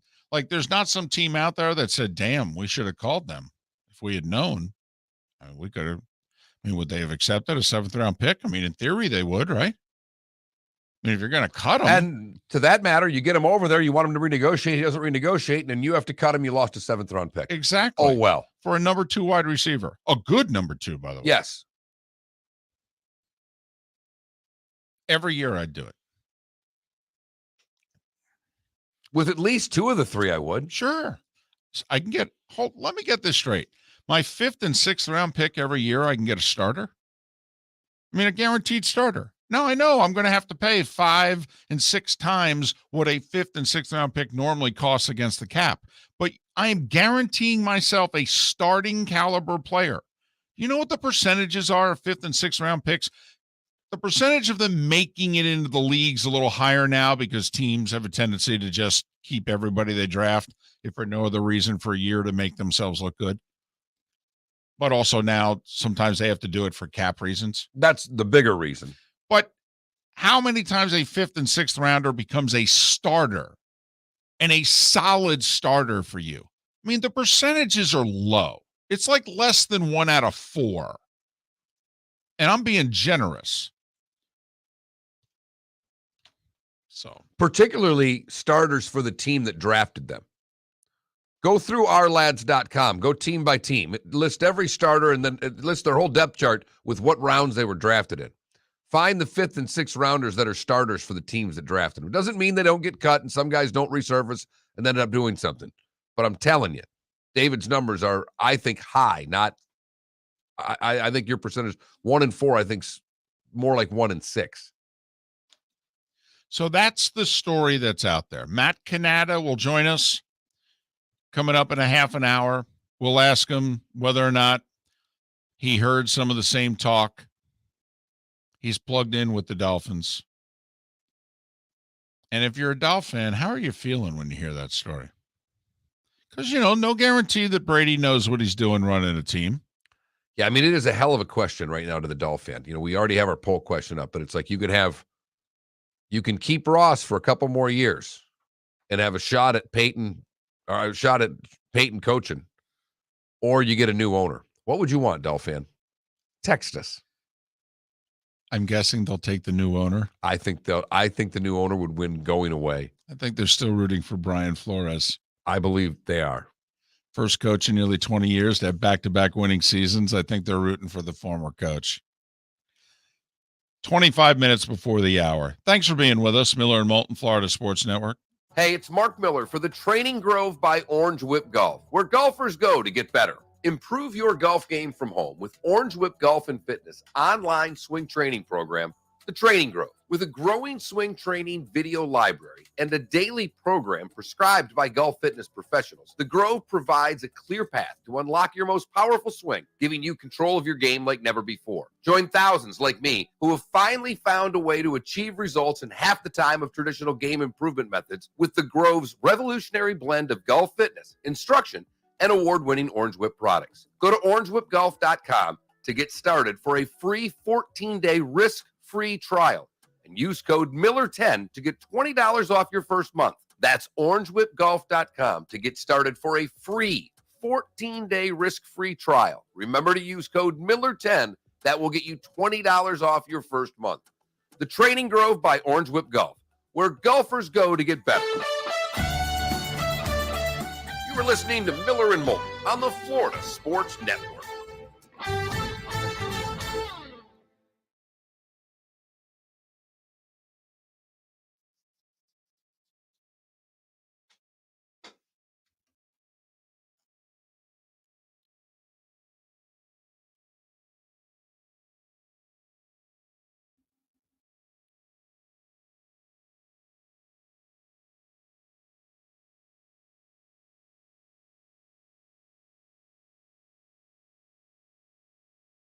I don't remember this. Do you remember Jean Potvin? Yeah, He died.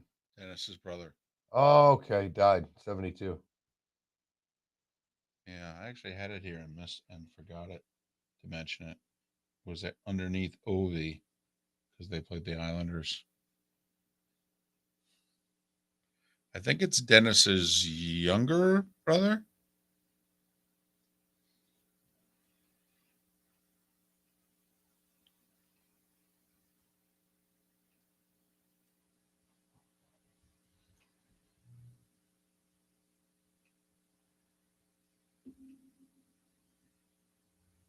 No, older.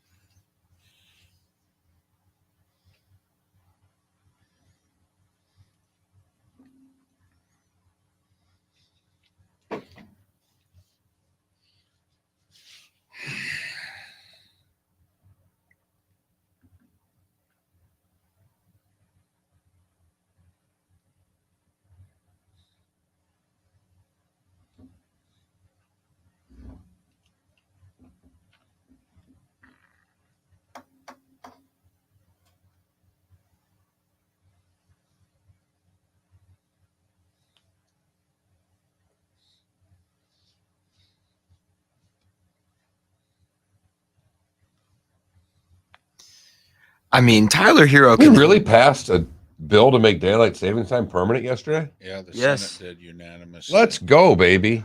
You know who sponsored it? Rubio. Yeah. He's been on for it for years. And Rick Scott, I think, co-sponsored it. And Hey, I think it's going to pass the House.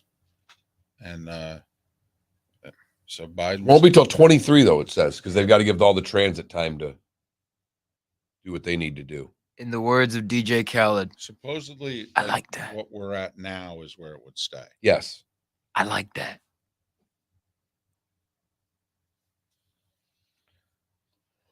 Oh.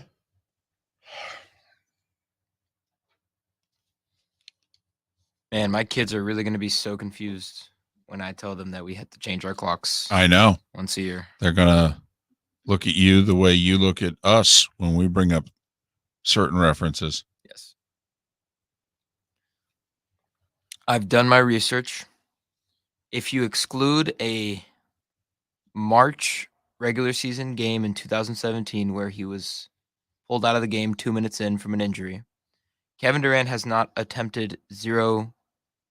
a game where he attempted 0 threes since 2009. So, yeah. Useless factoid. That's almost Seattle, isn't it? Almost, yeah. It was Almost 2 Seattle. years in. Yes. By the way, Len Bias's last game was today in 86. Oh, damn. Scored 19 of his team's final 21, including 10 in the final 2 minutes. They would lose to UNLV. I've said on this show before, I would have loved to have seen Len Bias. Len Bias in today's game would have been Perfect. unstoppable. I mean, Had a 3-point shot. He had Yes. 3-point range back in his day too. Would have been unstoppable. my dad told me that he was kind of like built like LeBron before LeBron. 6'8", 250.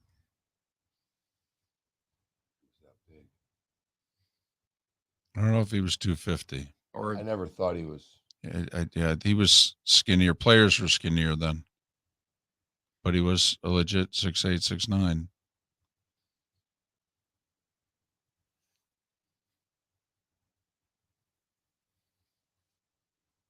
ten seconds.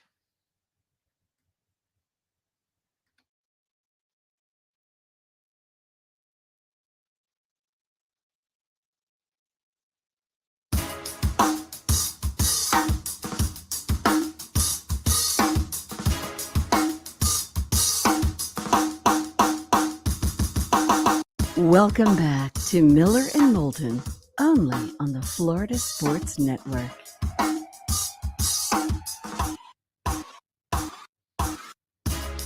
"19 minutes before the hour. Miller and Moulton, the Florida Sports Network. The Florida Sports Network. Poll question. What annoys you more? Retirement tour, unretiring. So Coach K or Brady? About 2-1 on the retirement tour. Well, I'm trying to think of someone that we really liked on the retirement tour. Well, Kobe had a retirement tour. I don't know how well liked he was. I know in basketball circles he was, but just in terms of general, fan base. Some people held, the Colorado incident against him for his whole career. I think the retirement tour definitely boosted his likeness. You know what the retirement tour did for me? Was it made me realize how in the game, how beloved he was. Yes. Like, it's one thing admired, respected, and, certain player, but, I didn't realize that for today's player, essentially, that he was their guy. Right. He's my Jordan. Well, right. And for people like us, that didn't really resonate. During his career with his peers and the younger players. It just didn't hit us the same way. And part of the reason was, quite frankly, because we saw Jordan. And while Kobe was amazing, most people Miller and Moulton's age are like, well, he's amazing. I've seen it before, but he's amazing. I was with a couple of guys and somehow we got into a quick Mount Rushmore because we had done our Mount Rushmore. I played my member guest and my partner and I did our Mount Rushmore of hockey during one of the rounds. Just kind of went at it, and that was our conversation over 9 holes. And we started doing a basketball one the other day. I think you would be quick to put Kobe on it. I don't know. See, I wouldn't. I wouldn't, actually. I got Jordan, I got LeBron, I got Magic, I got Kareem. Interesting. And see, it was funny because these guys were all talking Russell. And I said, if you just take the big men and you go Russell, Kareem, and Wilt, what's your order? Right. Well, we joked the one time just doing Lakers big men. Because remember, you got to go all the way back to Mikan. Right. Now, Wilt was obviously there, although his tenure, I think, with the Lakers was like 5 years. So you remember, we're talking Mikan, Wilt, Kareem, and Shaq. Okay, one of these guys is going to be honorable mention all-time Lakers center. Oh, you can easily do all-time Lakers starting 5 versus the rest of the field. Well, and same with Boston. I mean, it's remarkable. Yeah, same with Boston. Yeah. You got to go back a little bit deeper. Yeah. You got to go back a little bit deeper, but it's you remarkable. certainly, but not as much as LA. But so, who would be your Mount Rushmore? Who of the 3 big men are you putting on? I'd put Wilt because of rule changes and what he did for the. I'm very biased towards Wilt. I am, always have been. But you got the championships with Russell. You got the all-time leading scorer in Kareem. I don't think there's a wrong answer here. Right, like. To me, I always looked at Wilt and Russell as like Ted Williams and DiMaggio. DiMaggio played on better teams. Williams, to me, was the better player. That's great. Russell played on better teams. Right. Okay. And that's why when they played head-to-head, Russell and the Celtics almost always won the big games. But I thought Wilt was a better player. I mean, Russell joked about, I played my butt off against Wilt. He had 45. It just... I mean, Joe Dumars talking about, guarding Jordan. I played my butt off today. He let me up for 40. And obviously MJ's on the list. Yeah. And LeBron's on the list. I think so, yeah. And then where's the 4th guy? Because you said something to me the other day, and I'm a Magic guy, obviously. But Steph Curry at the point guard position changed the game. He did. Absolutely. I mean, it's undeniable. It's amazing. I think when it's all said and done, he could be there. Well, he turned 34 yesterday. I mean, I'll be curious as to when he hits the wall, to be honest with you. It is interesting that someone as slight as he is, now, granted, the game's a lot different today. He would not be this good if he played coming through the 90s, just because physically he would have taken so much more of a beating than what he has taken now. So in that sense, I'm glad he plays in the era that he's played in. But it's an era that he has literally defined because he redefined it. Totally. I mean, we don't have a Trae Young without Steph Curry. And when you go Magic, we didn't have, as I'm watching the Winning Time series on HBO. And again, I want to go read Perlman's book because that they took a lot of liberties. It's funny you say that. Seth Everett, who's coming up on the show in about 45 minutes, he has Jeff Perlman as his Sports with Friends interview on his podcast this week, in which Perlman talks about, first off, he wrote the book 8 years ago. So, for it to be made into something now. But the second thing Seth told me last night was that Perlman let him know, okay, this is complete artistic, Apparently what Perlman said, though, is that they're not distorting anyone. They may be making up a story. This scene never happened, okay, but the characters have stayed in character, is what Perlman told Seth. But one of the big things of the first 2 episodes of That's All the Further They Are is that Jerry West did not want Magic Johnson because he thought there was no way somebody 6'8" could play point guard. And there was a couple of little basketball things, and he talked about how far the ball bounces up to his hand versus a 6'1" guy, and that's just more room for mistake, and that he couldn't shoot. And so there's all these things that West did not want Magic. Right. Wanted to draft Sidney Moncrief. Really good player. And Hall of Famer. Right. And so when you start watching this again, you do remind yourself, with the big men playing all over the court right now and LeBron doing all the amazing things he did. Before Magic, we didn't, Elgin Baylor a little bit, but we didn't have Oscar. We didn't have a lot of big point guards. No.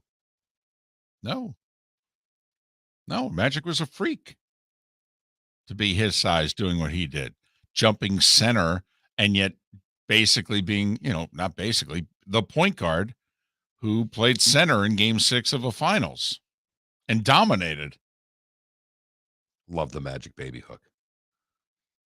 He had the Kareem sky hook, but the Magic baby hook. Baby hook. It was sexy. There's just no 2 ways about it. Ask the Celtics about the baby hook. McHale said, I saw it coming.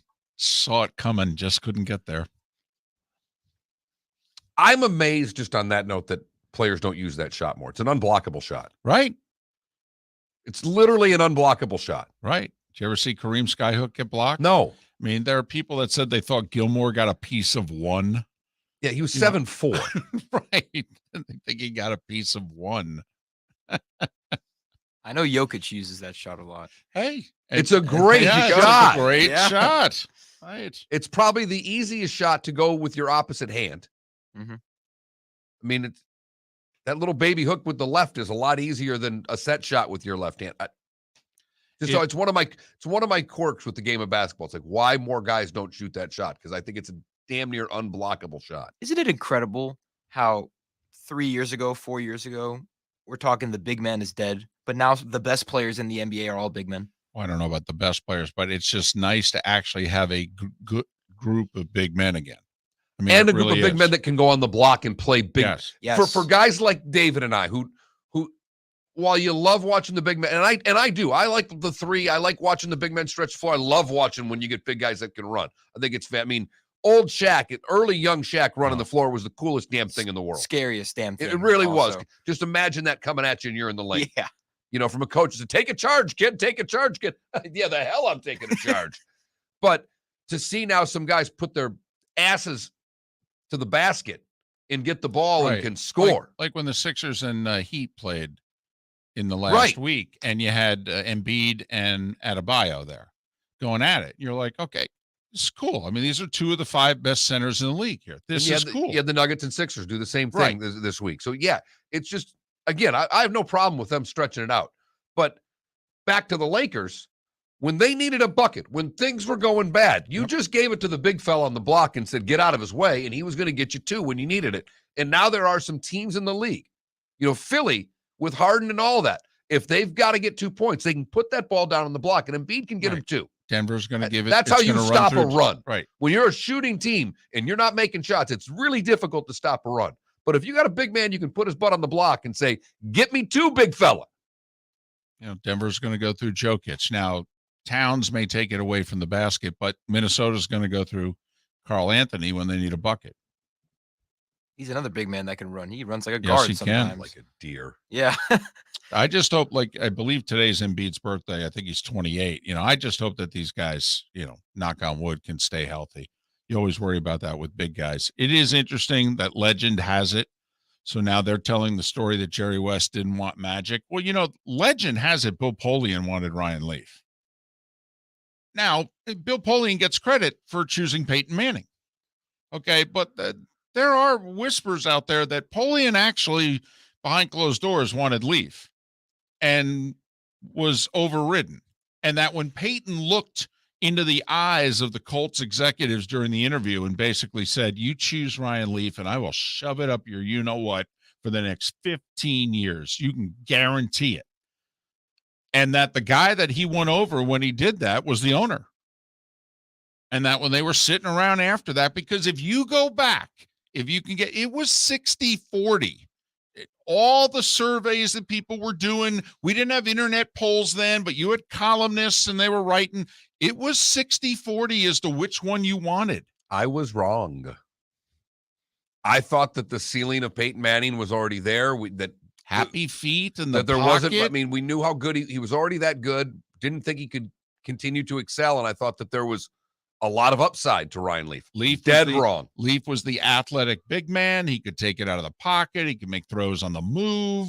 Yeah. His dad wasn't an NFL quarterback. There was more to learn, supposedly. There was that thought that Peyton was such a smart quarterback that there was not much more he could learn at the position. What you're getting now is pretty much what you're going to get. Don't know how much room there is.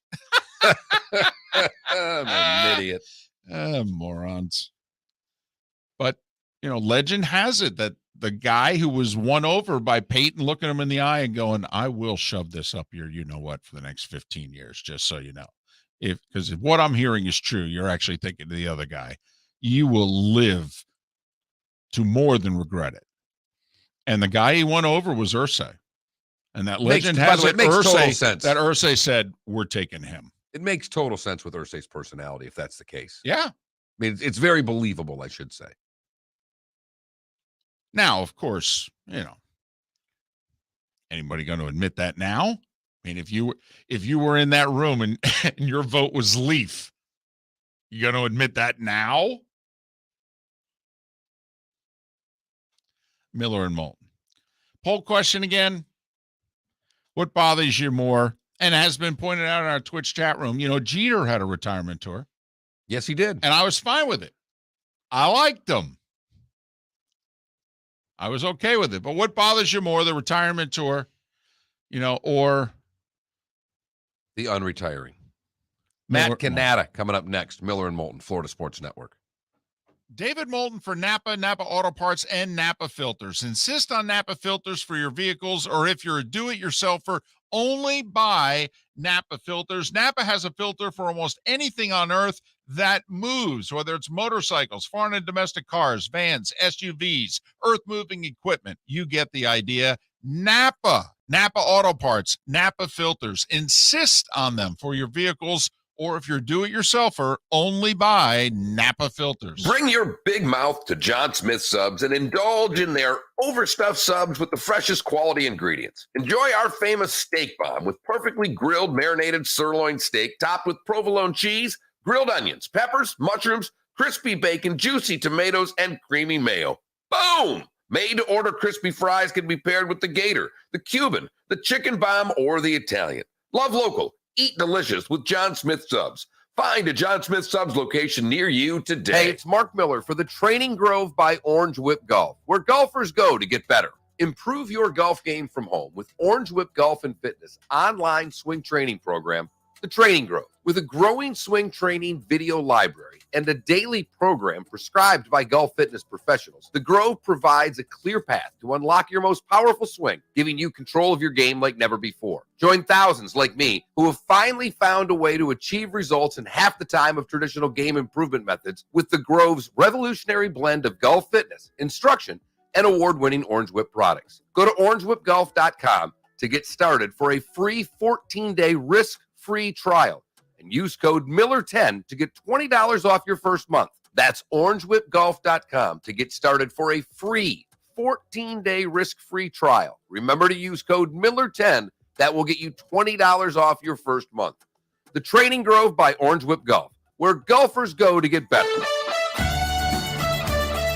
You are listening to Miller and Moulton on the Florida Sports Network.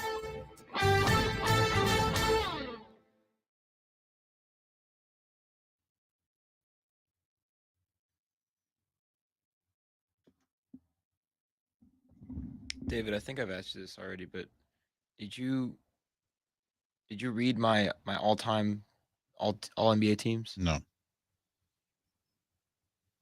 Don't be offended. It's okay, but I don't know. I feel like I don't read anybody's, it's okay, but I feel like it could be but I don't read anybody's. a I segment. mean, just so you know, I don't listen to other shows. No, I know, but like I don't read others. I'm not a list guy. I know you're not a list guy. Then no, it probably wouldn't be a segment on the show.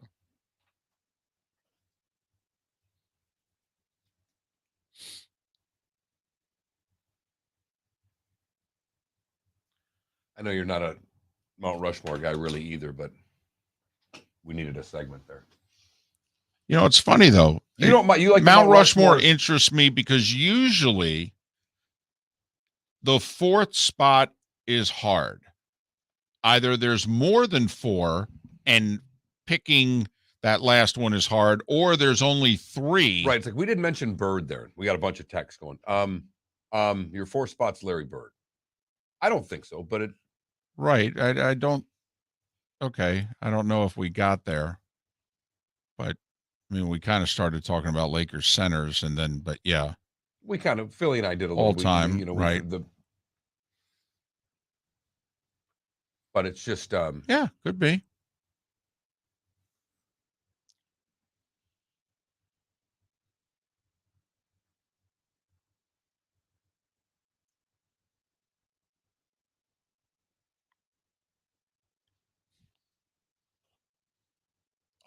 Oh,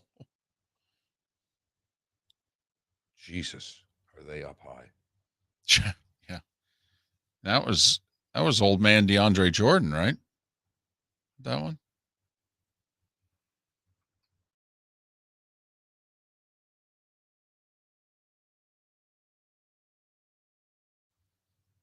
Toronto got some goaltending last night.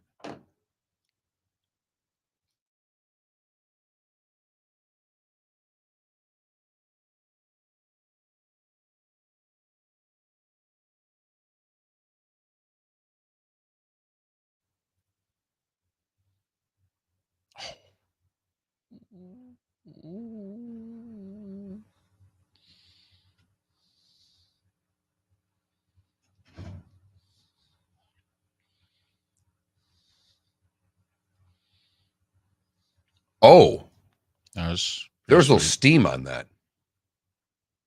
Nice header. Skimmed it right off the top. Beautiful.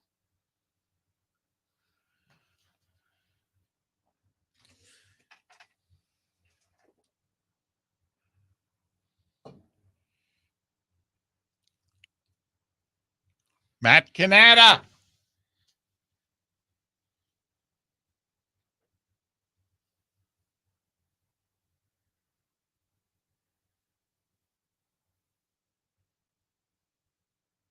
Well, Ryan, I don't know if either of us ever said that, so I doubt it was this show. Yeah, I doubt it was this show. And again, Ryan, I don't care. They can listen. They don't have to listen. It doesn't matter. I'm going to meet him for the first time tomorrow. Right. We'll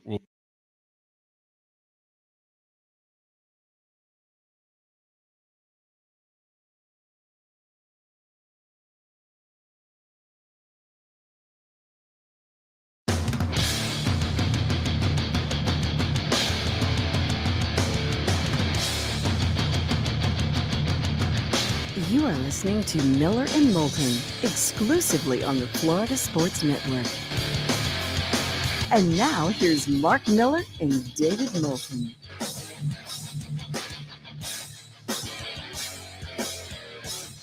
top of the morning to you.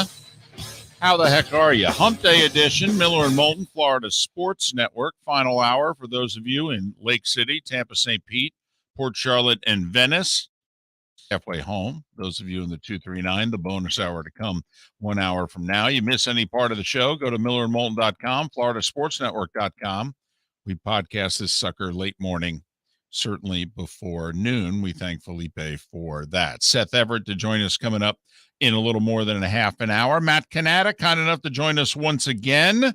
He's more than an insider. He founded it. He runs Pro Football Network. You can follow him on Twitter at Cannata, 2 N's, 1 T, Cannata PFN, Cannata PFN, or PFN 365 on Twitter. Matt, David, and Mark, once again, how are you? Hey, guys, how you doing? Well, we are doing well. Hey, you have a pretty close relationship with the Dolphins.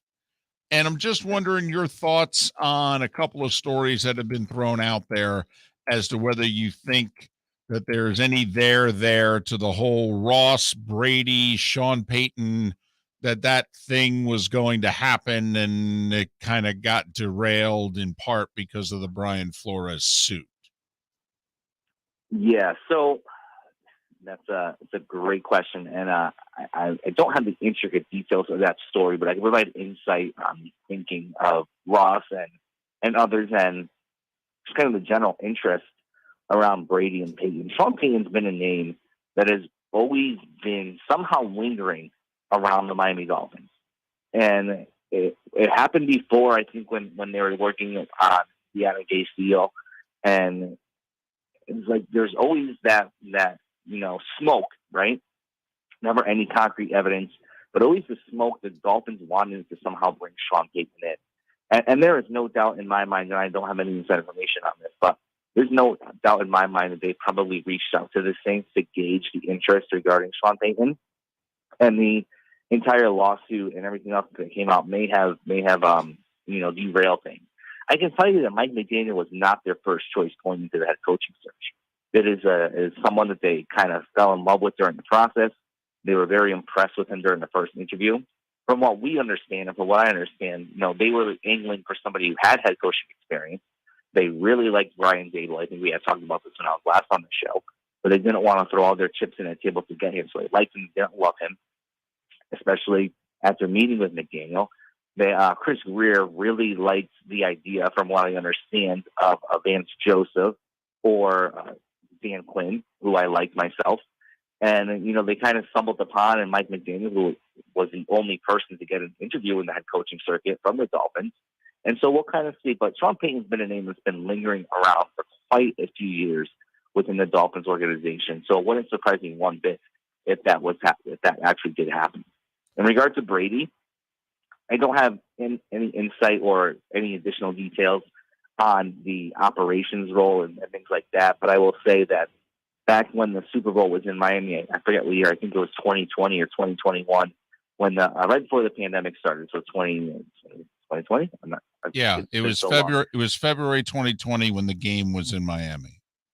Yeah, so February 2020, we had started hearing rumors that Brady was being courted by the Dolphins. And we had reported it over at ProFootballNetwork.com. I clearly remember the day I was sitting on an airplane, ready to board the floor. I get a scoop from our insider, Tony Pauline. He's feeding us me because you need to get this up as soon as you possibly can. I'm trying to type it into the management system. I'm hitting publish as the plane is about to go in the air, and the flight attendants are yelling at me to shut off the laptop. I land, and notifications are blowing up. But the Dolphins have been courting Brady for this time, and as we come to find out through the lawsuit and what Brian Flores alleged, that Stephen Ross had actually tried to set up a meeting between him and Brady on a yacht, and that didn't work out. And part of that deal was going to be that Brady would become part owner of the Miami Dolphins. So, the relationship with the next owner in line, the owner in waiting for this deal, that there's a very good relationship between Brady and him. Ross is obviously knows Brady, and Brady knows Ross. And so even though Brady's back playing with the Buccaneers, there's a real possibility that in the few years you'll see Brady as part of the Dolphins organization. Baker Mayfield penned his sayonara letter to Cleveland yesterday, which, that's one that both David and I would have said, put in the drawer, leave it there, and you can put that ad in the Cleveland Plain Dealer if and when they trade you, but don't ever put that out in public right now. But he did, and they're interested in Deshaun Watson. Don't know if that'll come together. Is this the end for Baker and Cleveland either way? Yeah, it's the end. I would like to think that Pro Football Network has something to do with that statement, because literally 30 minutes before we put out a scoop that said if Baker's traded, his preferred destination is the Colts. And we had also said in that article that the Browns general manager, Andrew Berry, had already reached out to Baker's representation to tell him that, if they're going to trade him, they're going to work with him to find a trade partner that Baker feels comfortable, if at all possible. And that's basically saying, listen, in the rare chance that we do hold on to you, right? And this seems like a relationship that is destined to just kind of separate one way or the other. Obviously, there'll be a lot of interest on the market for Baker. He's a quarterback in a quarterback-rich league, and with teams who struggle to find a quarterback, the former number one overall pick. He hasn't played like a disaster. He's nowhere near being a bust, but he hasn't played like that franchise-level QB. So there's going to be a coach out there, a GM out there, who thinks that they can get Baker Mayfield in their organization and get him to that next level. So there'll be no shortage of offers. It's just a matter of, can they find a partner that Baker feels comfortable and do him right? Otherwise, it'll just kind of have to be what's on the table for Baker. Matt Cannata, Pro Football Network, ProFootballNetwork.com. Follow Matt on Twitter at Cannata PFN, Cannata PFN. I was thinking about this after I saw the letter being posted. There's a decent chance that the Browns do not get Deshaun Watson. At which point, what do they do? And Matt, the only thing I could think of is, did the Vikings sign Cousins to that 1-year extension to also make him more desirable in a trade? Because now if you acquire Cousins, you get him for 2 years, as opposed to having to get him for a year and he's got the leverage with you in contract negotiations. Because if I'm Cleveland and I lose out on Watson, there's not a lot of options out there that are better than Baker Mayfield, but you got the whole Stefanski relationship with Cousins in Minnesota. And do you think that that's Cleveland's fallback? Yeah, the chances of the Browns getting Baker are slim. The Browns getting Deshaun are slim. It seems to be the same third leader in the clubhouse right now. The Panthers are not slow behind, but right behind. And it's going to be interesting to see how that kind of plays out. And now we hear the Falcons in the mix, although we kind of think that the Falcons are jumping in the mix as a way to drive up the price between the Saints and Panthers, two NFC South rivals. I think when you look at the QB market for the Browns, you have Jimmy Garoppolo still available, right? Available for trade. You have other trade possibilities beyond that they could kind of try to finagle. And the QB market is drying up a little bit, right? Kirk Cousins just signed a deal with Minnesota Vikings. Russell Wilson just got traded, and those kind of system kind of get spinning there. But I wouldn't be also on one hand, you look at the Browns and they're trying to compete, right, as evidenced by the trade with Amari Cooper. On the other hand, it's kind of like, all right, it's a new step, it's a new day in Cleveland, and here's what we're going to do. And they have enough picks to probably make a move, especially in this QB class when the draft, where there's not a clear-cut number one or a clear-cut number two. So, I kind of have to wait to see how that plays out. And really, it's going to depend on where Deshaun Watson actually ends up. Like, let's say he ends up in Carolina, right? Sam Darnold becomes available. If he ends up in New Orleans, well, Jameis Winston becomes available. And so it's kind of that one domino that needs to fall, and then things are going to fall into place after that. You mentioned Indianapolis. Obviously, Baker would like to go there, but if they don't get Baker, is it Jimmy G? What are you hearing out of the Colts camp right now of what they're trying to do for their quarterback situation? Yeah. I haven't heard much about exactly what they're trying to do, but if you try to look at what they want, probably someone who can push the ball from the field, who's not necessarily a game manager, but probably a step above a game manager, rather than someone who is going to try to put it all on their shoulders and win the game for them. That's why Jimmy G really makes a lot of sense for them. They have a strong run game, they have a strong defense. Try to build around that and get that right person in there. But again, it all depends on that one domino in Deshaun Watson. Talking with Matt Cannata, Pro Football Network. And Matt, all right, so Brady unretires the division. You think Atlanta's trying to just push the price up on Watson? If if you're Watson, where do you go? I mean, I know you don't have a say-so, but you do. You're no trade clause. You can kind of help pick this. Mhm. Where do you think he should go? What's the best fit for him right now? Yeah, and there were like 10 teams interested, from what we understand, right? And Deshaun Watson kind of said no, no, no, no, no, yes, yes, yes, and has narrowed it down. If I'm Deshaun Watson, and we have heard from his team directly that he wants to go to a winning culture, he wants to go to a team that's ready to win. He wants to go to a team that can go deep into the playoffs. You look around, especially at the teams he's talking to right now, the only team that makes sense is the Saints. He really likes the idea, from what we understand, of pairing up with Michael Thomas and Alvin Kamara. He really likes the idea of going into that place with a defensive-minded head coach who can really continue to make that defense one of the best in the NFL. You look at Carolina, you got Matt Rule on the hot seat, right? If they don't win this year, he's probably out, although getting Deshaun Watson probably buys him another year at least. But they have a lot of questions on their team. Christian McCaffrey's on the trade block. Their receiving core, they don't have really anybody that makes you nervous like a Michael Thomas would. Their defense is better under Matt Rule. And, then you look at the Falcons, who is in cap hell, and why would anybody want to go there, right? Calvin Ridley suspended. Who else do they have out there besides Kyle Pitts that you can feel confident throwing the ball to? So for Deshaun, the Saints, based on the 3 teams he's talking to, well, I'm sorry, yeah, he's talking to the Browns as well, so 4 teams. And I'm not sure that makes a whole lot of sense. We understand that Deshaun does not want to play in cold weather, so that's why the Browns may not make sense for him. But the Saints out of those 4 teams would be the one that I pick, and I think logically, in reality, it makes the most sense for him as well. Are you surprised Seattle's not a player in this equation? They tried to be. They tried to be, but from what we understand, Deshaun said no. Which is interesting, but then again, if weather's important, that does come a part where it does get cold, although not as cold as you think in Seattle. All right, we're at less than 8 hours until when teams have to be cap compliant officially, and then officially the new year begins, even though we've had a lot of business take place in the last 40 plus hours. Is there a ball that you're waiting to drop here in the next 7+ hours, Matt, with all the people that you talk to, whether it's somebody shockingly being released and or traded? No, we don't have any balls we're waiting to drop. All the balls that we've had, we've released them as soon as we got them, as evidenced by the 1 a.m. story we dropped the other night about Baker Mayfield meeting with the Texans. But I'll say that we are monitoring the QB market today, and we expect a lot of dominoes to start falling over there. I know I mentioned Jameis Winston was still in New Orleans, and I made a mistake on that. And thank you to the person in the Twitch chat who mentioned that.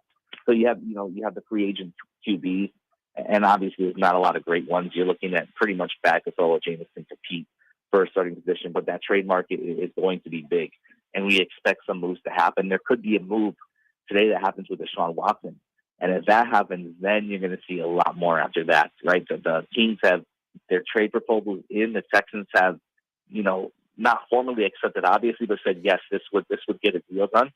And as soon as Deshaun tells them their decision, there's no reason to hold up that trade.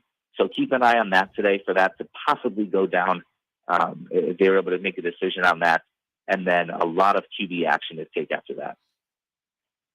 Have the Niners been holding on to Jimmy G, waiting for the Watson move first, and then they'll move to the front of the line? Or have the Niners been holding on to Jimmy G because, well, they're not sure they can win a Super Bowl in 2022 with Trey Lance? It's a great question. And there are concerns about Trey Lance, and there's a question as if he can be the guy.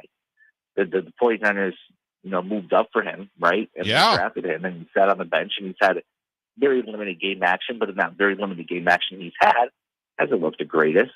But when you make a move like that for a QB, you almost have to play him, right? Otherwise, it's a complete waste of a move up in the draft pick. And how do you explain that one?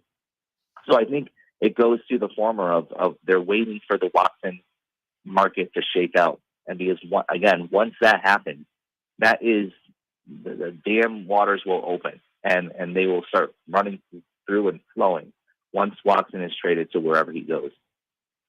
Matt, as always, we appreciate your time and your insight. We know you're going to be swamped these next few days. Thanks for fitting us into your schedule. You got it. Thanks for having me again. Matt Cannata, Pro Football Network, profootballnetwork.com. Follow Matt on Twitter at Cannata PFN, Cannata 2 N's 1 T, Cannata PFN. We'll go through some of what Matt had to say. Seth Everett is about 20 minutes away. Thanks for listening. Miller and Moulton, Florida Sports Network. Hey, it's Mark Miller for the Training Grove by Orange Whip Golf, where golfers go to get better. Improve your golf game from home with Orange Whip Golf and Fitness online swing training program, The Training Grove. With a growing swing training video library and a daily program prescribed by golf fitness professionals, The Grove provides a clear path to unlock your most powerful swing, giving you control of your game like never before. Join thousands like me who have finally found a way to achieve results in half the time of traditional game improvement methods with The Grove's revolutionary blend of golf fitness, instruction, and award-winning Orange Whip products. Go to orangewhipgolf.com to get started for a free 14-day risk-free trial and use code Miller10 to get $20 off your first month. That's orangewhipgolf.com to get started for a free 14-day risk-free trial. Remember to use code Miller10. That will get you $20 off your first month. The Training Grove by Orange Whip Golf, where golfers go to get better. You are listening to Miller and Moulton on the Florida Sports Network.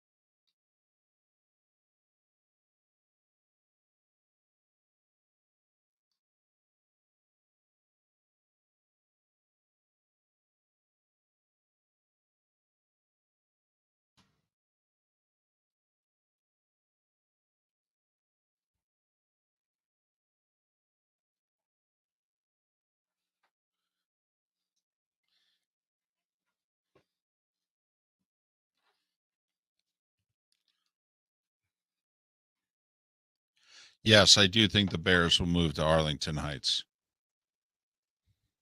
Yes. Absolutely, I do.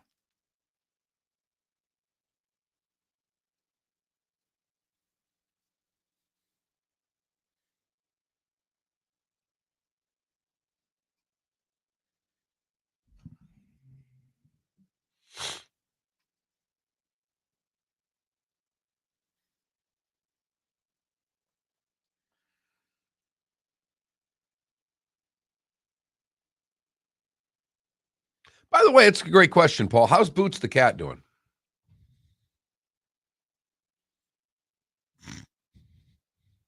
Any updates on Boots? Boots. I saw Boots the other day. Yeah? Yep. Apparently, the wife now wants to try to trap him. And Keep him? No. Oh, please, God. I will say a new cat showed up on the scene.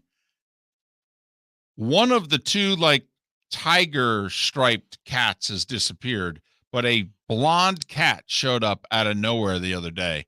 Hasn't stayed, but has popped in occasionally. All right. Found some food and said, not bad. I mean, not different than what you and I would do. Totally. Free eats. I mean, if I'm allowed to eat off somebody else's plate, I'd do it. Yes, trap him and then get him fixed if he or she fixed if they are not fixed. Right. I think all these cats are fixed. Actually, the wife is trying to get rid of them, is what she said. How are you going to get rid of them? Well, you take them to a place. And first off, she thinks that there's a good chance that stray cats are sick, that they've, contracted some diseases and what have you. And if that's the case, they put them down right away. Right.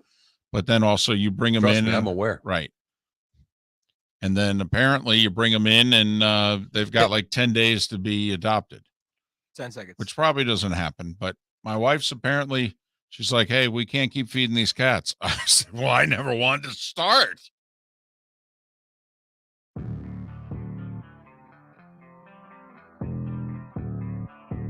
Thanks for listening. And now, more of Miller and Moulton on the Florida Sports Network.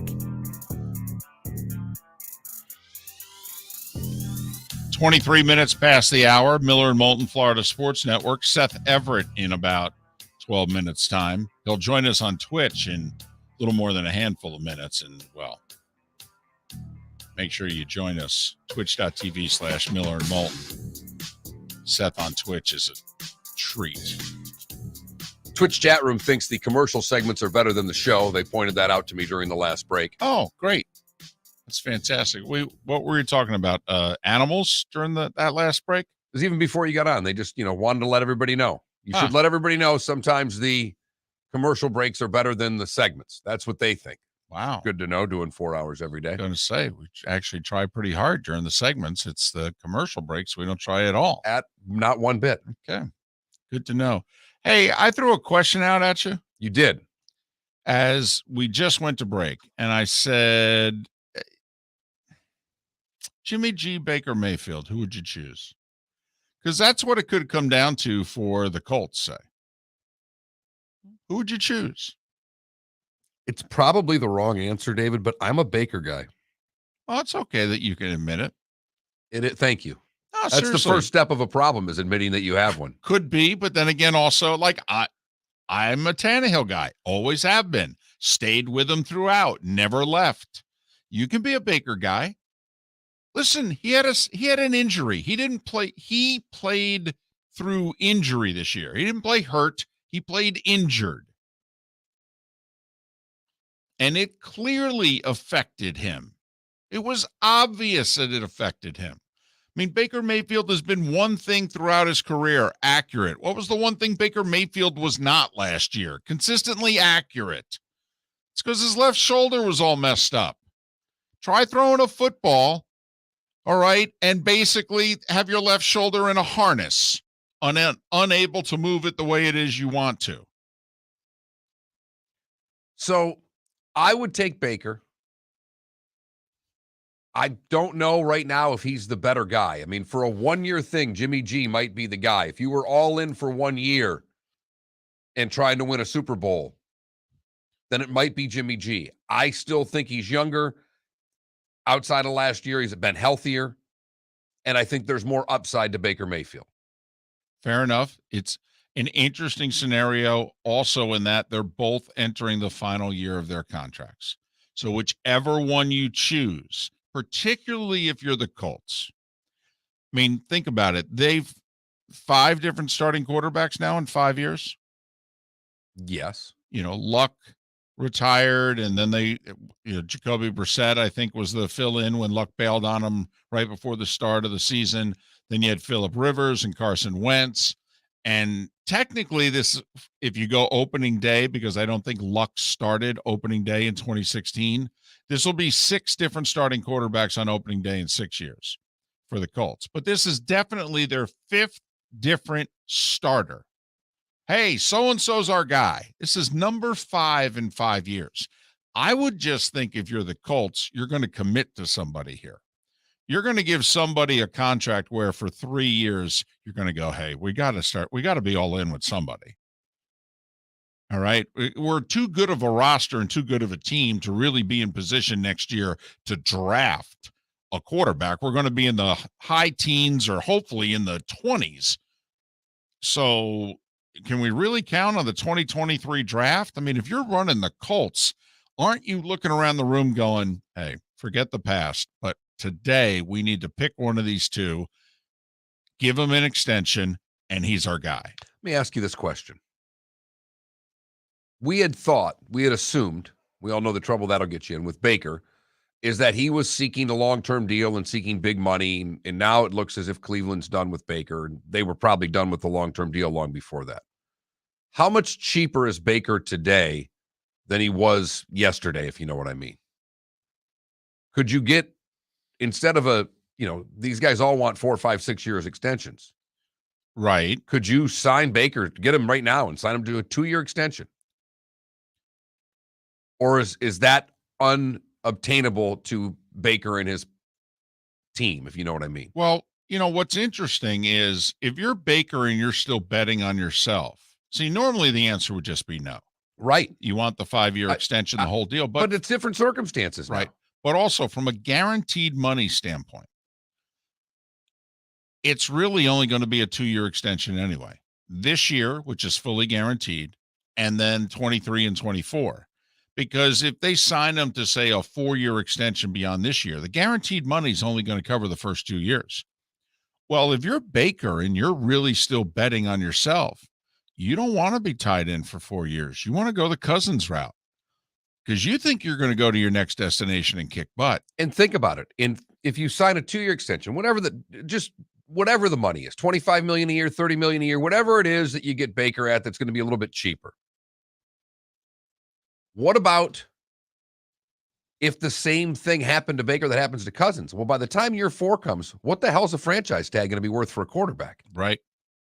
It's going to be close to $50 million. Well, it's going to be mid-40s. Low 40s at least. I mean, right now, Rodgers at around 50, Mahomes at 45, Allen at 43, and then Dak at 40. So, so you're average it out, you're at about 44. And then I think they throw the 5th quarterback on, which I believe would be Watson at 39. So it averages out to around 43 right now. But between now and then, 2 quarterbacks will sign for more than that. Burrow could sign an extension. Russ's contract's up in 2 years. When's Stafford's contract up? I mean, David, I'll tell you right now, I'd bet you anything that it's more than 45 to franchise someone. Could be at that point 2 years from now. So, but I think it's an interesting because it could very well be that's the decision the Colts are going to have. They're going to have to acquire either one. They're going to have to give up draft capital to acquire either one, and they are probably going to then commit to some form of an extension where for the next 3 years, they've got guaranteed money tied in to either Jimmy G or Baker Mayfield. And if you were making the decision for the Colts, who would it be? Baker for me. Now, when Deshaun Watson goes to New Orleans, maybe they go Jameis. Oh, boy. It cost you less. Miller and Moulton. Seth Everett on the other side. He'll be in the Twitch chat room momentarily. Miller and Moulton, the Florida Sports Network. Training Grove by Orange Whip Golf, where golfers go to get better. Improve your golf game from home with Orange Whip Golf and Fitness online swing training program, The Training Grove. With a growing swing training video library and a daily program prescribed by golf fitness professionals, The Grove provides a clear path to unlock your most powerful swing, giving you control of your game like never before. Join thousands like me who have finally found a way to achieve results in half the time of traditional game improvement methods with The Grove's revolutionary blend of golf fitness, instruction, and award-winning Orange Whip products. Go to orangewhipgolf.com to get started for a free 14-day risk-free trial and use code Miller10 to get $20 off your first month. That's orangewhipgolf.com to get started for a free 14-day risk-free trial. Remember to use code Miller10. That will get you $20 off your first month. The Training Grove by Orange Whip Golf, where golfers go to get better. You are listening to Miller and Moulton on the Florida Sports Network. White's is a shitty little bar, but they're playing there now that they're playing there November 8th. That is fantastic. Ah, that's funny.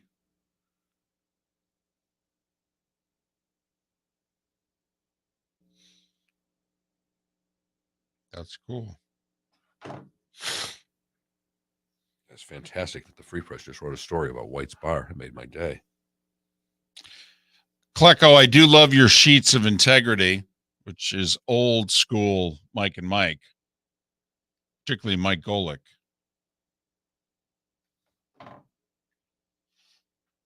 There's Seth. Let me get a brand in here. Let me get the Seth thing in here. Bada Let me bing, get bada Seth boom. in here. Here we go.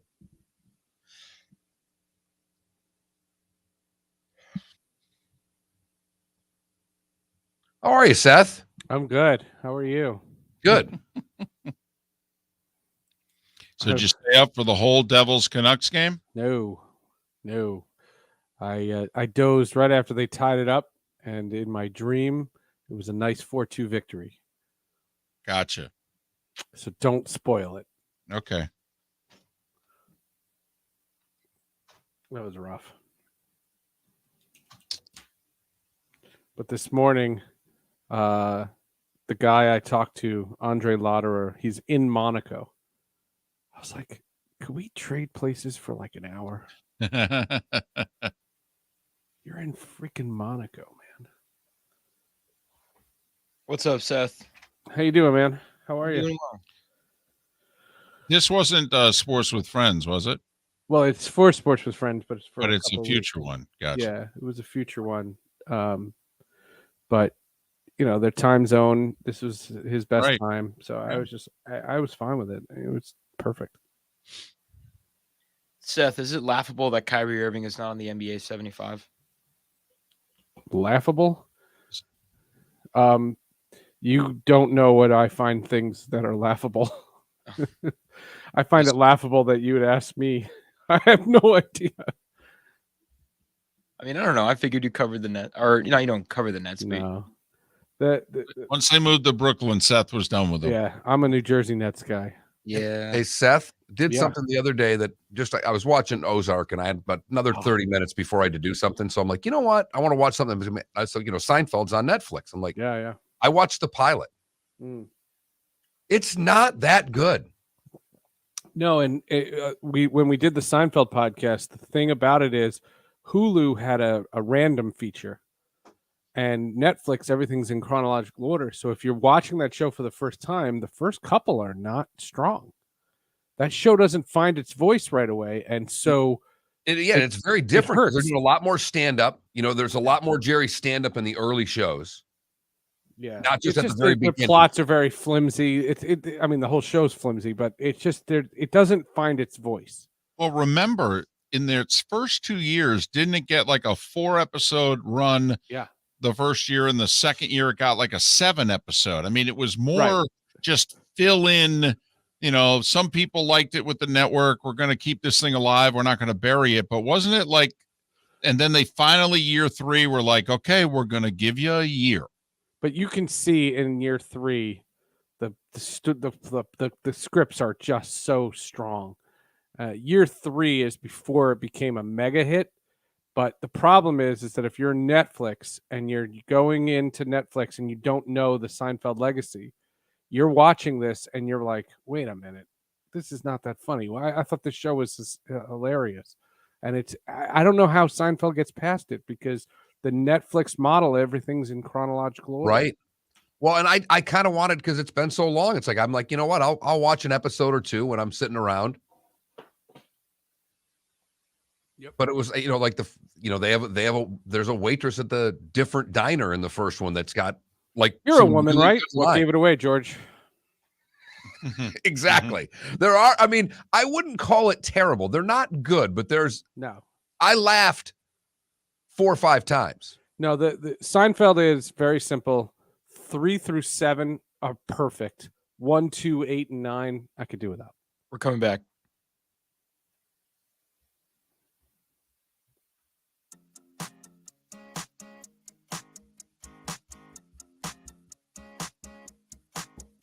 You're listening to Miller and Moulton, exclusively on the Florida Sports Network. 23 minutes before the hour. Miller and Moulton, the Florida Sports Network. Seth Everett joining us once again. He of Sports with Friends, Hall of Justice, and Tech Stream. 3 terrific podcasts, 3 very different subjects. A lot to kick around, my friend, from the last time that you were with us. Follow Seth on Twitter at Seth_Everett. How are you? Yeah, a lot to cover. I mean, the Devils went 3-4, 3-1 on their homestand. Stop it. That's why you had me on, right? Stop it. From the last time you were on, you went and you saw Batman and you did a podcast on it. I did and saw Batman. The baseball settled, their whole thing. It did? And Freddie Freeman's not going to be a Brave. And I still can't get over it. And I'm a Mets fan. That happened? No way. Is Chipper Jones still there? Okay. Enough with you. I get enough heat for the baseball fans in my life. I saw a great picture. Willie McGee, by the way, is Benjamin Button. He looks younger now than he did when he was playing. Love me some Willie McGee. Willie McGee. There's a good Destroyed my teams, Willie McGee. All right, I will say, how surprised were you that baseball got this done? Going to get a full season, going to get a little bit of spring training. You were far more doom and gloom than anybody we talked to about this. How surprised were you that they got it done? I was surprised that the owners caved. I thought the owners caved. I thought that, ultimately when this all became a reality, the union stayed strong, and I thought the union walked away from this thing feeling very good about themselves. It good for them. They did it, but the resolve in the owners. If you see what the deal was, why they couldn't have settled that in February is beyond me. The owners caved, and what did you accomplish? You got nothing but negative publicity for 99 days, and what are you going to do with it? To me, if you're the union, you just stay the course. This was a lockout, not a strike. And it has to be known that this is all on the owners. But they're going to make some changes to the game, Seth.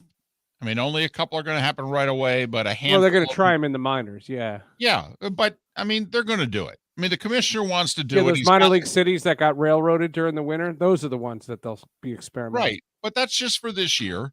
And the commissioner's playing nice, Seth. I mean, he could ramrod this thing in with 45 days notice, but he wants to just bring everybody on board, and he'll do it next year. So they are going to make some of the changes that we have talked about. Mm-hmm. And they're going to try them. And also, let's face it, how much damage did this lockout really cause? Oh, nothing. And honestly, did it cost them 3 fans? Nothing. Nobody cared. Nobody cared when it was happening, and nobody really celebrated when it was coming back. Baseball has a long way to go. And what I have said all along is, when I saw the proposal to eliminate the shift, all I said was, let's see it in practice. Let's see if this changes the approach. I did talk to one hitting coach who asked me not to use his name, and he said, we're not changing anything about the way we teach. And he knows, how I feel about the swinging and the missing. So, my attitude has been, let's see how it goes in practice. The whole idea of outlawing the shift, it makes it more enticing to go for base hits as opposed to just the long ball. If that turns into more action, great. I have no agenda here. Seth, when you talk to this hitting coach, and he obviously is aware of the way you think, what are your conversations like as to the strength or weaknesses of the game in regards to launch angle and all the things that you and I and David talk about every week about hitting the baseball? He called me because I was on Fox Sports Radio, and I told them that I did not apply for any credentials this year. First time since 1996, I did not apply for one credential for one team. I have no interest, and I don't think it behooves my career to be attending. When he heard that, he called me, and he's like, "Well, when are we meeting up?" Because they come. It's not a New York guy, and he works for a major league team, so they'll come into town, at some point, and we'll meet for lunch. And I'm still going to maintain the relationships that I built. I have dear friends from 27 years of covering baseball, but I don't. It's a huge chunk of my life that I'm not happy with. And so what I want to do is do things and make things that can benefit myself personally and professionally. And being around baseball isn't it. He's Seth Everett. Sports with Friends Hall of Justice text stream are his podcast. You can follow him on Twitter at Seth_Everett. All right, since we're getting questions in the Twitch chat room and text and the whole deal. Batman? Yeah, very quickly. It's a big matzo ball, to quote Seinfeld. It's too long. I thought as Batman, Pattinson was really good. I thought the movie could have ended about 6 different times. I think the whole third act was unnecessary and didn't enhance anything. And I'm not really sure who he saved. When we did the review, on the Hall of Justice, I try to do spoilers, and I warn people. And if you think about that movie, you guys could pretty much figure out what the plot was. The Riddler does a bunch of Riddlers. There's some crime. Batman kind of tries to figure it out. There's your movie. And it didn't have a lot of depth. And I just thought, I had never seen Pattinson. I never saw Twilight or any of these Harry Potter movies or anything. I didn't know who he was, but I do know that the haircut that they gave him, he looks like a doofus. And when he didn't have the mask on, he looked ridiculous. And it just the whole thing. I'll say this: if it wasn't for the podcast, I don't think I would have gone to the theater to see it. And it was 3 hours, and I kept looking at my watch. That's not how you go to a movie. Can I just ask you, being in the theater, we've talked about this a lot, seeing a movie in a theater, are you back?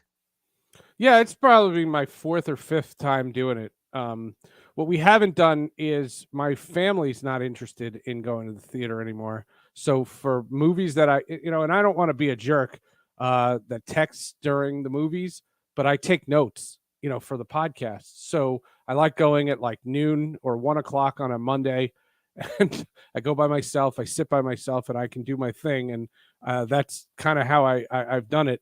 The family of 4, we're not going to the movies as a unit. And my wife and I are sitting there like, we're not getting a babysitter to go to a movie. We'll watch it we're so behind in all the stuff that we're watching on streaming services. There's no movie that's compelling me. It's not a COVID thing by any stretch. It's just the movie theaters are old to me. All right. Worse right now, baseball or movie theaters? Yeah. Oh, the 2 things that you cover for a living. I'm just curious which one you like to leave. Baseball. All right. Because movies can be great. So he's still buying a partial season ticket package to the movies, right, but not getting credentials for baseball. I love how that app keeps asking me, you can go to 3. If you click here, you can go to 3 movies a week. I'm 3 movies a week. I go to 3 movies a season. We mentioned, I believe your Sports with Friends this week is Jeff Pearlman, right? Yes. Yes. We were talking about the book that he wrote 8 years ago, which has now been turned into what, an HBO thing? It's an HBO drama scripted series. Yeah, it's Adam McKay who did The Big Short, and he also did Dodgeball and Anchorman. He's from Funny or Die. He's Will Ferrell's old partner. He did a series. They did a scripted series. It's like a 10-part series on the Lakers in the 80s. And supposedly, and Jeff Pearlman says this on the podcast, the book covers through 1991 and the show only goes through the early 80s. There's a possibility of a season 2 and a season 3 of Winning Time. They'd have to call it Winning Time, even though the book was called Showtime, because it's on HBO and Showtime is kind of the competitor. And so to have a show called Showtime that's not on Showtime, that's why they call it Winning Time. Gotcha. They weren't happy about that. They got over it really fast, but they didn't like that. I love the fact that Jeff's in it, first of all, which I think is great. Yes. He got his bit parts as the reporters, which, damn it, if you write the book, And he brought his kids to the set. He talks about it on the podcast. That's fantastic. That's fantastic. How much artistic freedom did he say that because I've seen the first 2 episodes, and it's great, right? It's good. It's funny. Yep. Riley's character, the Dr. Bust done by Riley is just John C. Riley, not Pat Riley. Right. It's spectacular. Yeah. But it seems to me watching it that there's a lot of artistic liberties taken in this story. What did he say about that? Well, Will Ferrell was supposed to be Jerry Buss originally, and they switched this to John C. Riley, and what a great move. Sally Field is brilliant in this show. The guy who plays Magic, Quincy Isaiah, he's incredible. What he said was, the essence of every character is accurate. There are some things that didn't happen. And an example he gives in the podcast, do you remember when they went to the white party, the all-white party? Right. It was all, you had to wear white coats. It wasn't a racial thing, but you had to wear white coats. And Norm Nixon and Magic Johnson play a game of one-on-one. Yes. That never happened. That never happened. That was literally just fiction, a work of fiction. But it doesn't do anything to change the dynamic between the 2 characters in real life. So he said it's not a documentary, and it's supposed to be a documentary. It's a drama series, but it is based on everything in his book, and he was consulted during the entire process. They could have bought his book and left him alone and did their own thing. They didn't, and every script he had a chance to read before they went into production. Good to know. So Jeff Pearlman. You get a lot of that stuff on Sports with Friends this week. He's amazing. And he is, because we've had him on the show several times, different books that he's written over the course of the many USFL years. book is the best book he's ever written. And it did really well also. And now it's back in a month. And we'll see how long it lasts. The USFL's back, not his book. Yes, right. His next book is about Bo Jackson. Really? Yeah. It comes out in October. I'm just impressed he can make a living writing books, and I'm not being a jerk when I said. Well, no. Really There's a huge chunk of the end of the podcast that we talk about that, and how when he was a journalist for SI and ESPN, everything now is clickbait, and everything is all based on clicks, and he would constantly be stressed about what story to write. What he's found is a great niche where he finds these incredible stories, does extensive research, and writes books. He loved writing the Favre book. He loved writing the Mets book. He loved the Roger Clemens book that he wrote, how the rocket fell to Earth. So I just think he's a great writer. He's a great journalist, and he's a good friend. There you have it. Anything else on your mind? On my mind? I mean, we went through baseball much more quickly than we normally do because I have so many people in my life who are tired of you banging on baseball, and they go, he's your only baseball guy, and all he does is rip the sport. I like baseball. I don't want you to talk baseball with Seth. Well, I mean, I think it's absolutely ridiculous, this idea that the Mets and Yankees unvaccinated players can't play their home games. I think that's going to become a big story, and it's got to be fixed. As much as I want everybody to be vaccinated, at this point, if you're not going to have masks required and you're not going to have vaccination cards required for anybody in the building, to single these guys out is unfair. Kyrie Irving should play. Aaron Judge should play. I thought Aaron Judge, watching Aaron Rodgers over the fall and how he handled his whole controversy, I thought Aaron Judge looked like a tiny mouse in his ducking of the vaccination question. Just stand up and answer the goddamn question. There's no reason for Aaron Judge to him and haw and wishy-washy, and just stand up and do what you believe. Whatever you believe is. If I disagree with it, that's fine. But at least say what you feel. Don't avoid the question because you're afraid of what the quotes might be. These players need to get vaccinated, but this whole thing should not be a sideshow in New York anymore.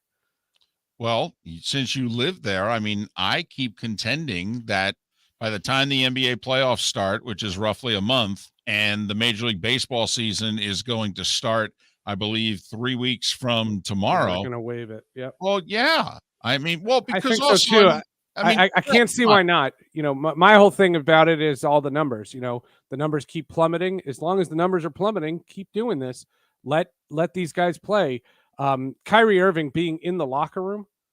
I mean, he's Right. in the locker. Let him play already. He's I mean, sitting courtside. This is it's getting absurd. But last year, a buddy of mine just texted me this. Last year, the Mets players were only 55% vaccinated.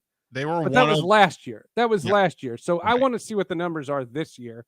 And I'm tired of this conversation. I'm tired, not the conversation with the three of us. I'm tired of the is he or isn't he, and it's a mystery, and what we're going to do, and all this stuff. Toronto situation is precarious, and this New York thing has to get resolved. All right, since we know Jeff Pearlman's on Sports with Friends, Hall of Justice text stream, go. Hall of Justice is Batman Beyond himself, Will Friedle. He was a guy on Boy Meets World. Some of your viewers will remember that. Will Friedle, it was Terry McGinnis in the acclaimed animated series of the late 90s, early 2000s. Will Friedle is on Hall of Justice. And for Tech Stream, it was our 50th episode. And we have links on how you can help Ukraine and how to properly check charities and whether or not they actually go to the places that you think you're donating your money to. It's a very tech heavy podcast, but it's our 50th tech stream. Who'd have thunk we've been doing it for nearly a year? May need the cliff notes on that last part there. That whole charity, the Ukrainian thing. Yeah, it's with me when it's you find out you're giving some money to someone and it doesn't really go where it's supposed to go. Agreed. And there's some apps that are pretty good charity watches. They do it, and that's kind of what we did. That's why we did it on TechStream. He's Seth Everett. Follow him on Twitter, Seth_Everett, Sports with Friends, Hall of Justice, and TechStream. Seth, all the best. Thanks for doing this. Have a good one, gents. Seth Everett joining us, and he joins us on Twitch. So before his on the radio appearance, we did a nice little 5-6 minutes on the Miller and Moulton Twitch.tv channel. Good to see you staying as positive on baseball as he always has been. Right. Just not even applying. Not as what I've always been. I used to love this sport. Not even applying for credentials. But of course, he buried the fact that if he really wants to go to a game, he could send an individual game request. Miller and Moulton, thanks so much for listening. The bonus hour in the 239 is next. David Moulton for Napa Auto Parts, and Napa Filters. Insist on Napa Filters for your vehicles, or if you're a do-it-yourselfer, only buy Napa Filters. Napa has a filter for almost anything on earth that moves, whether it's motorcycles, foreign and domestic cars, vans, SUVs, earth-moving equipment. You get the idea. Napa Auto Parts, Napa Filters. Insist on them for your vehicles, or if you're do-it-yourselfer, only buy Napa Filters. Bring your big mouth to John Smith Subs and indulge in their overstuffed subs with the freshest quality ingredients. Enjoy our famous steak bomb with perfectly grilled marinated sirloin steak topped with provolone cheese, grilled onions, peppers, mushrooms, crispy bacon, juicy tomatoes, and creamy mayo. Boom! Made-to-order crispy fries can be paired with the Gator, the Cuban, the Chicken Bomb, or the Italian. Love local. Eat delicious with John Smith Subs. Find a John Smith Subs location near you today. Hey, it's Mark Miller for the Training Grove by Orange Whip Golf, where golfers go to get better. Improve your golf game from home with Orange Whip Golf and Fitness online swing training program, The Training Grove. With a growing swing training video library and a daily program prescribed by golf fitness professionals, The Grove provides a clear path to unlock your most powerful swing, giving you control of your game like never before. Join thousands like me who have finally found a way to achieve results in half the time of traditional game improvement methods with The Grove's revolutionary blend of golf fitness, instruction, and award-winning Orange Whip products. Go to orangewhipgolf.com to get started for a free 14-day risk-free trial. And use code Miller10 to get $20 off your first month. That's orangewhipgolf.com to get started for a free 14-day risk-free trial. Remember to use code Miller10 That will get you $20 off your first month. The Training Grove by Orange Whip Golf, where golfers go to get better.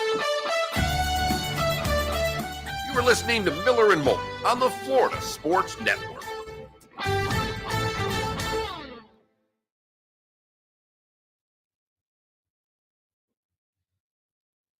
You can put Valvoline oil in your car. You just need a Napa oil filter. Facts. Buried in bourbon, I'm with you. I can't keep up anymore either.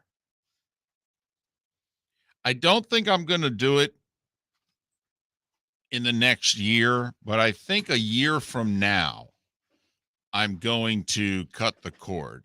Yeah. And I'm going to spend the next year figuring out all the stuff I got to do. And then this way I can have all these damn services that I need. Buy yourself an Apple TV. Very good purchase. I have an Apple TV, but it's the first version. It doesn't even. It's, Oh, yeah. Not that one. yeah, I know. That one stanks. Works for what I need it to work for now. Right. But like if it ain't broke, you know. Hops, I'm not being a jerk, but which Tom Hanks World War II movie are you talking about? I mean, he did about 6 of them. Wait, which one besides Saving Private Ryan? Oh, he's big into it. He's on the board of the World War II Memorial. I mean, he's done a lot. Oh, so the last one he did, I think, when he's the captain of the ship. Captain Phillips? That's not a World War II one. I know, but he is the captain of a ship. He's done a lot of movies. I'm with you, Bert. Buried in bourbon. You need a really good internet connection. Who is Miller and Moulton fan? Miller and Moulton fan? Is that one of your wives? No. Right. No. First off, my wife doesn't even know we're on Twitch. And my wife does not listen to this show. Ever. Maybe, and I would say they probably listen when they're in car line with my daughter, and the minute she drops my daughter off, it's gone. Boom. And then it's some sort of podcast of some sort. My wife hates the concept of Twitch. She's convinced it's going to get us fired. She absolutely hates it. Why? It's Just- such a great concept. I'm just telling you. That's so weird. She thinks that something we say during the commercial break is going to alienate people, or we're going to say something offensive and we're going to get fired. She's convinced of it. And I told her, oh, don't worry, honey. I leave all my offensive stuff for saying on the air. I said, oh, honey, we're very capable of getting fired for stuff we say over the air. We Yeah. don't have to waste it during the commercial breaks. I know where you're at, Hops, because right now I've got Netflix, Amazon Prime, but Amazon Prime, essentially from a streaming standpoint, I don't even, we have Amazon Prime, so therefore I get the streaming. I almost consider that a free one. See, we're not Amazon Prime customers. Like I have no idea if I'm going to be able to see Thursday Night Football this year. I don't know if I'm going to buy Amazon Prime. I really don't. One day you'll literally have to come over. We'll have to sit here. No, like the thing, because you do a lot of bars and the stuff that you eat that you're buying at these health food stores and crap like that. How much of that could you be buying for less on Amazon? Because they ship it the next, like that's what you'd have to find out. It's true. It's more than just the watching. Well, but for a household of 2, how much crap are they buying? Right. Whereas my wife shops on Amazon Prime a lot. I think Amazon is incredible. Oh, A giant ship ran aground in the Chesapeake Bay. Oh, Just seen that on this little pop-up that comes. we're coming back.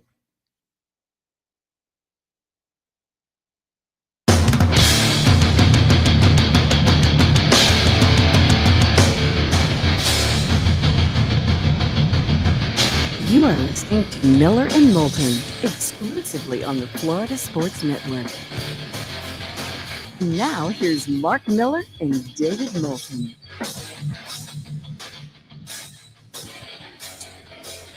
it's the bonus hour of Miller and Moulton on the Florida Sports Network. Thanks so much for being with us. Our poll question today: at that Mark Miller, at the David Moulton, FloridaSportsNetwork.com, FL Sports Network on Twitter, is so what annoys you more? The retirement tour or the unretiring? I've never, ever been bothered by an athlete who goes, upon further review, I think I want to keep doing what I'm doing.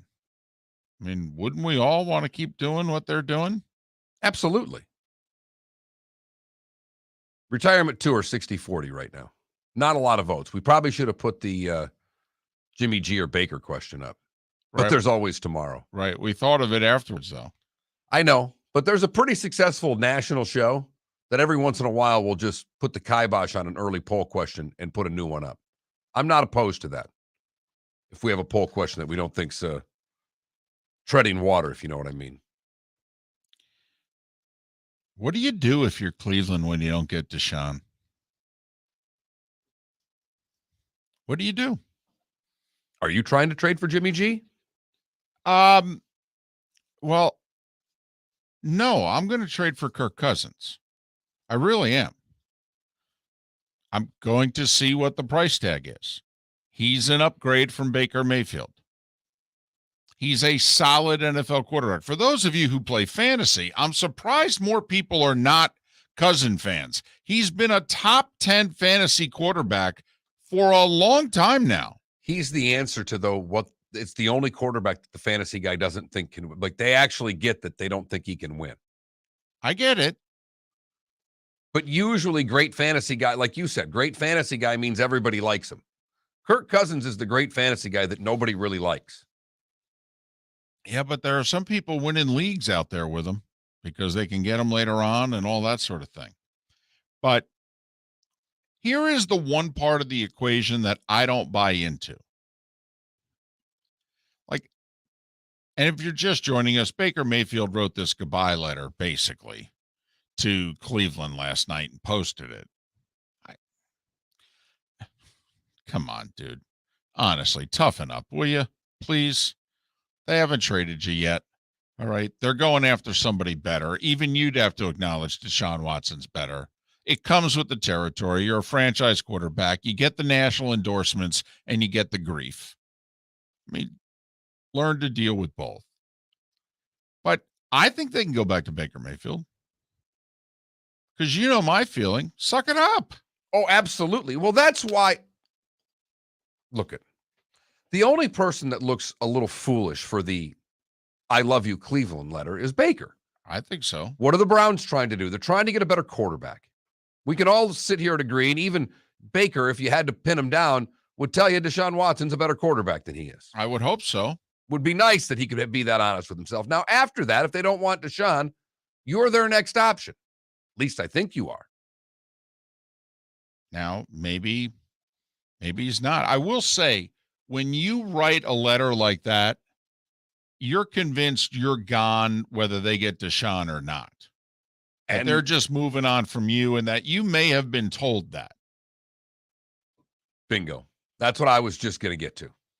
Is that how much of that letter is Stefanski and crew said, Baker, we're going for Deshaun Watson, and if we don't get him, we're going for somebody else. We're going for somebody else. You're not in our future. And we asked the question last hour, if you were the Colts, because we think this could be an option for you, do you go Jimmy G or Baker Mayfield? And we all know the differences between the two. The price tag's roughly the same. I would think to acquire both, the price tag would be roughly the same. I really do. And both guys are entering the final years of their contract. So you're either looking at them as a one-year rental, or you're thinking, I'm going to sign them to a short guaranteed money extension and have him be my guy in theory for 3 years. The other thing Matt Cannata said when we had him on an hour ago, we're talking about Deshaun Watson, that Atlanta jumped into the sweepstakes. They're on the periphery. They haven't been granted the meeting yet. As David pointed out earlier in the show, you've got to be able to get a trade that at least Houston says that they will approve before they're going to let you talk to Watson. He has a no-trade clause, but they are going to determine where they trade him, and at least if it gives them something that they actually want. From the sounds of it, Atlanta hasn't given them something they want. Matt Cannata saying Atlanta's just really in this to try to drive the price up higher for either New Orleans or Carolina. It's done in other sports. Why not in this one? Tell you what, if you're the Falcons and you're the Bucks, you don't want to see them in your division. You got the two old guys at quarterback. You don't want to see a young stud come in who could theoretically be the best guy in this division for the rest of the decade. I am trying to figure out how the Saints, who I believe as of this morning were still $2-3 million over the cap, how in the world they're going to afford Deshaun Watson.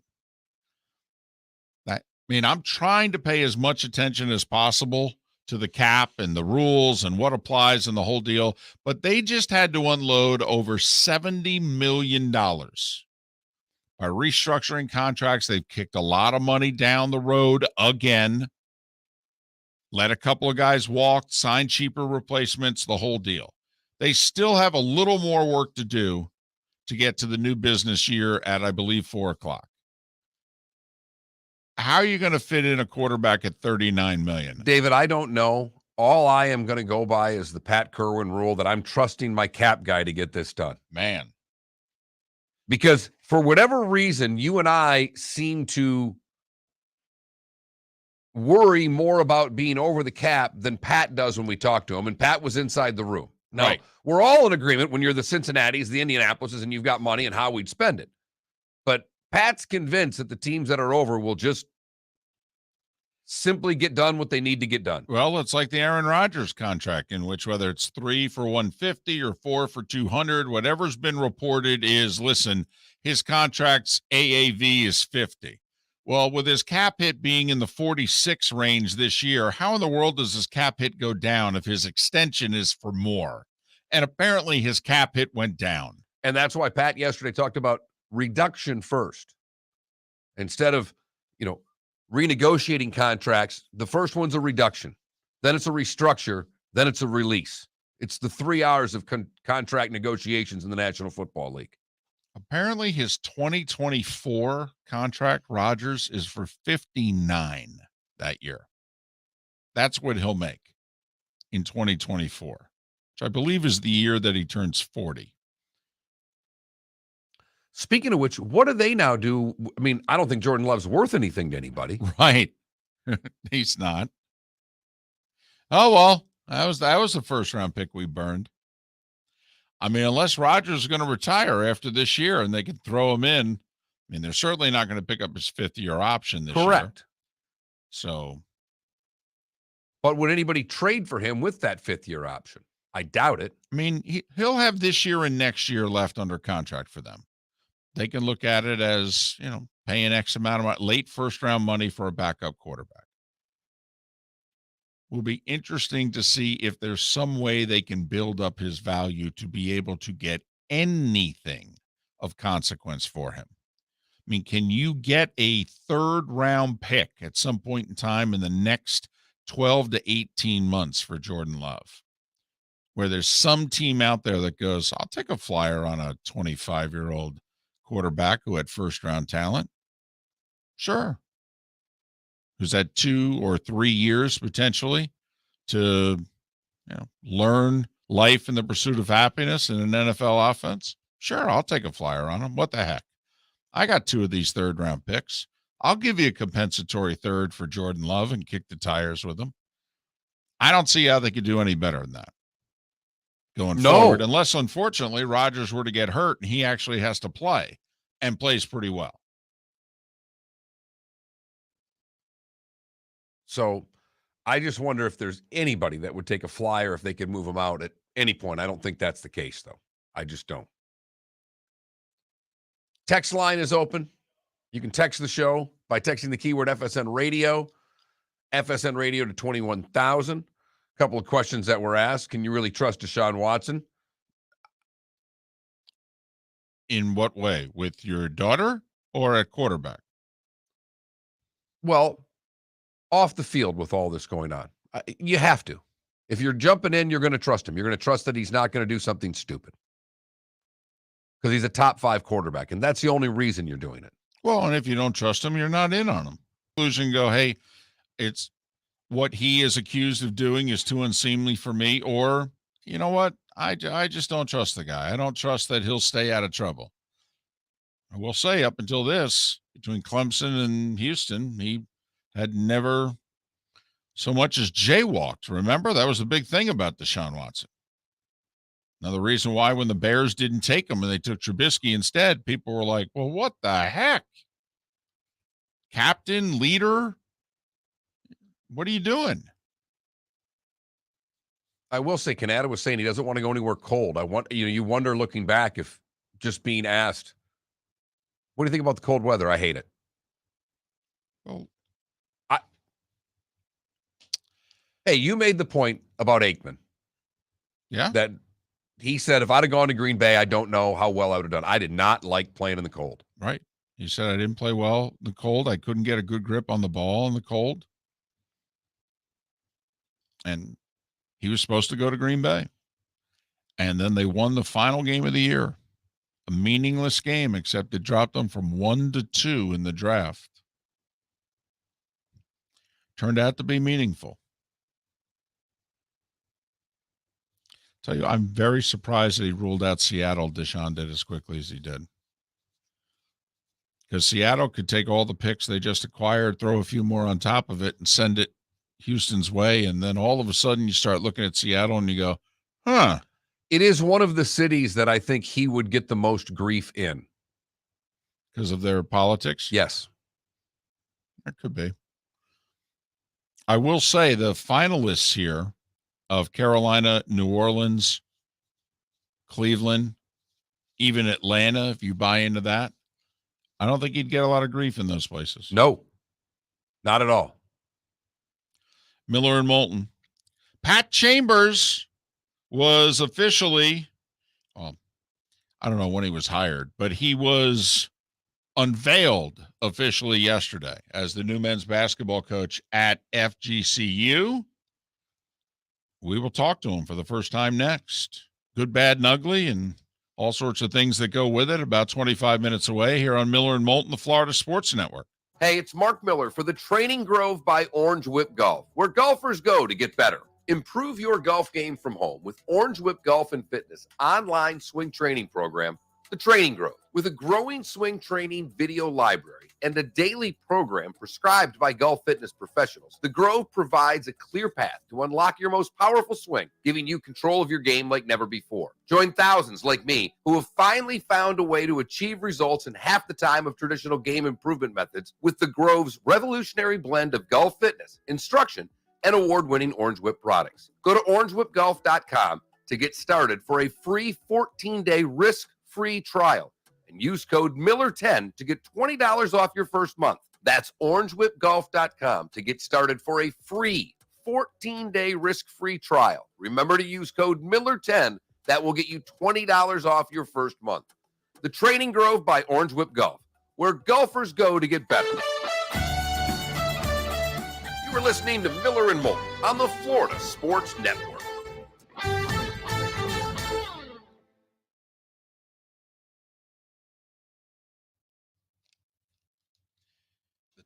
The tournament something. They put Murray State and San Francisco against one another. You know, like you really had to put, and then they have Murray State potentially playing Kentucky. So Tennessee put a rule change in here. Did you see this? The Titans?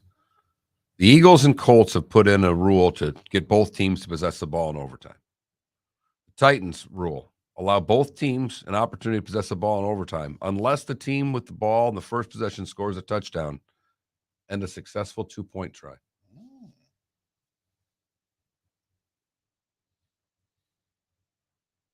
You can end it. You go for 2. If you lose it, they go down and score a touchdown, kick an extra point, they beat you. Yep, I like it.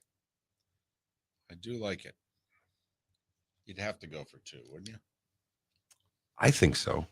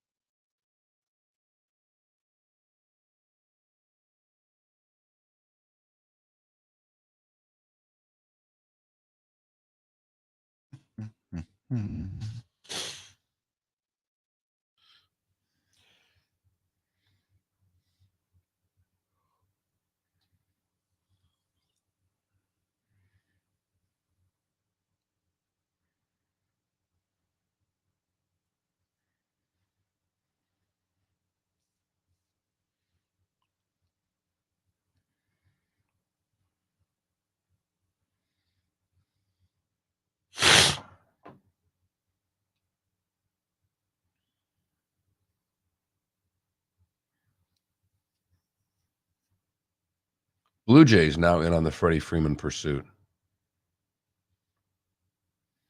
They got a lot. They got money. And they need a left-handed bat. That would be a tremendous. It says Vlad Jr. is open to playing some third base as Jays pursue Freddie Freeman. Listen, I think the Mets should get him and say to Pete Alonso, dude, I don't know what to tell you. You're the DH. Bob Nightingale, Padres stay aggressive and enter talks for Freddie Freeman. The Padres. Right. Well, some teams want to win. Okay, so the Blue Jays signed Matt Chapman. So John Morosi says the Blue Jays are out. So now you got Dodgers, Padres, and Rays? Yeah, well, remember the original No, offer? I know. Bourbon, Freddie's not going to the Yankees because they signed Rizzo late last night. 2 years, $32 million. Not yet, Bourbon. It's Grant. I mean, that it's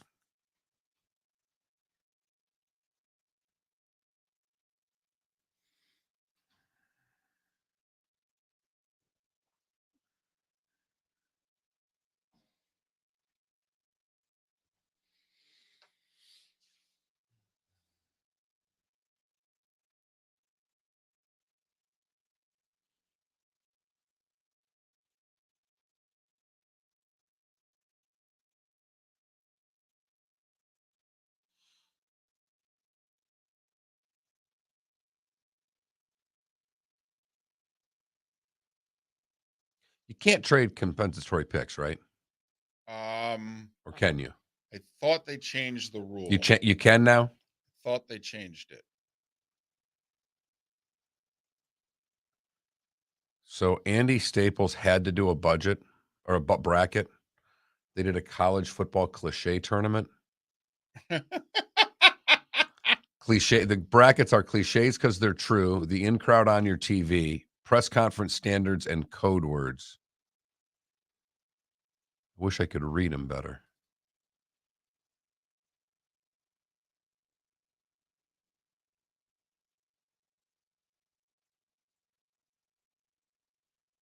Oh, you mean about Anthony Grant?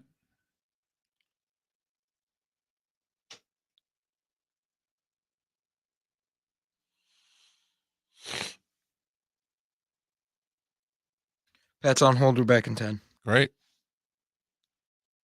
So many Pats on this show.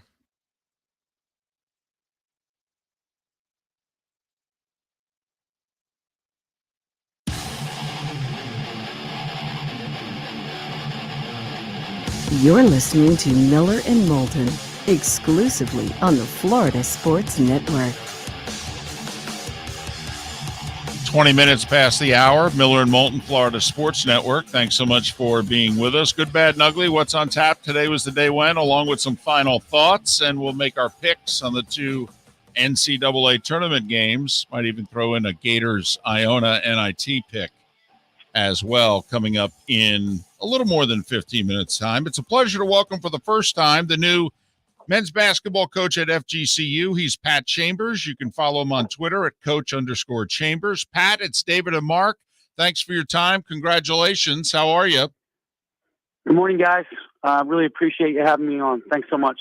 Well, listen, before we go any further, because we can talk hoops, plenty of times in the coming months and this, that, and the other thing. Pat, I'd like to introduce you to Mark Miller, a proud real estate agent with McWilliams, Buckley & Associates. I hear you may be needing one. Yeah, we're 2 for 1 shopping here, Coach. We can get it all done for you. Right. Mark, I'll definitely be in touch, my man. We'll figure it out. The prices are a little crazy down there right now. We'll figure some things out. For Yes, sure. yes, they are. And listen, over the course of the next 15 minutes or so, if the wife needs to come on, she and Mark can have a side conversation. In all seriousness, you left Penn State under a cloud 18 months ago. Did you think you would be a head coach this quickly? I thought I would be a head coach again. Yes. I know the last 18 months have been challenging for me personally, mentally, and spiritually, and for my wife and my children. I have 4 children, 13 to 6, and we've been through a lot, 4 moves.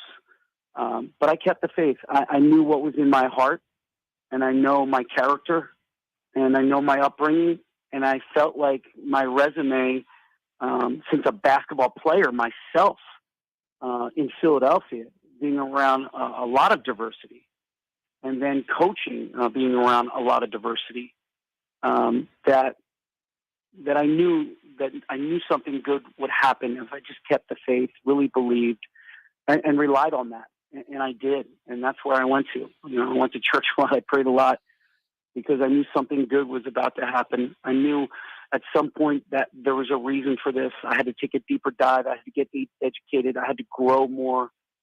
And I've done all that. And I'm so grateful for my former players during that time. Really supported me, came out strong. They know my character. They know what how my heart is. So I thought that was critical. And LaSalle players and LaSalle AD and LaSalle head coach. I mean, I was very emotional talking about those men because I really thought the process continued to learn how to grow. And I think FGCU is getting a better leader than I was at Penn State. And I not to brag, but when I left there, we were top 10 in the country, going to an NCAA tournament. So I feel like you're going to get a better version of myself. Why FGCU, Pat? What made this job the one you wanted to jump back in for? First, my wife and children, we lived there for a year. We lived down in Naples for a year. They went to a school called St. Anne's down there. And I thought comfort and familiarity was very important. So the fit was fantastic. Number 2 was Ken Cavanaugh and Dr. Martin. Those guys, their commitment, their competitive spirit, their passion, not just for men's basketball, but for the athletic department, for the university in general. To me, I wanted alignment. I wanted partnership. I loved my time at Penn State. I have great things to say about Penn State and great experiences there. I'm grateful for that. I never had that alignment. I have 3 ADs and I have 3 presidents. And we know when there's that type of change, especially in leadership roles, there's really no consistency. So I'm looking forward to that partnership. I'm looking forward to that alignment. And it's a successful program. There's winning, there's championships, there's Sweet 16. You can get great players. I feel like, especially kids in the Northeast right now, are coming south. All my nieces and nephews, I don't know if you know this, guys, I'm one of 12. So we have 29 nieces and nephews, and they're all at an age where they're headed south to go to college.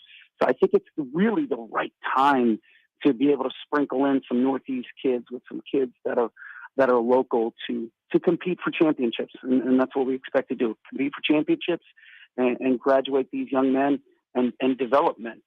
And that's the vision. That's the goal. One of 12, huh? Irish Catholic household? Yeah, absolutely. My poor mother. God bless her. She's sitting right next to the big guy. There's no question about it. And what's interesting, Pat, is you're talking with a couple Irish Catholics who are both only children. So we're the exception. You're more the rule. Pat Chambers, the new men's basketball coach at FGCU. You talked about how difficult the last year and a half has been. Well, I'm sure you've also thought about this. For as challenging as life can be, the recruiting trail can be far worse.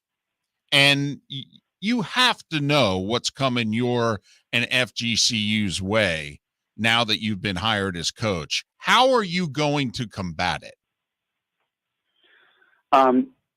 It's been really positive. I've already received many phone calls about coming down to play for me. I think kids today understand who I was. They talk to former players. I thought that was vital. They talked to Lamar Stevens yesterday as a team. I spoke to them as a group.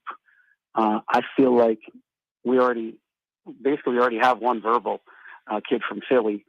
So I told him to wait. Let me talk to his parents first. But I feel like things are going to really open up because they're going to look at what I did at Penn State. They're going to look at my body of work. They're going to look at what I've done for inner city kids. And I think we're going to get a lot of kids. I also believe we're going to try to retain as many kids as we can. I have a plan for retention. I'm going to sit down with the team again collectively when their season's over. And then I'm going to sit down with them individually.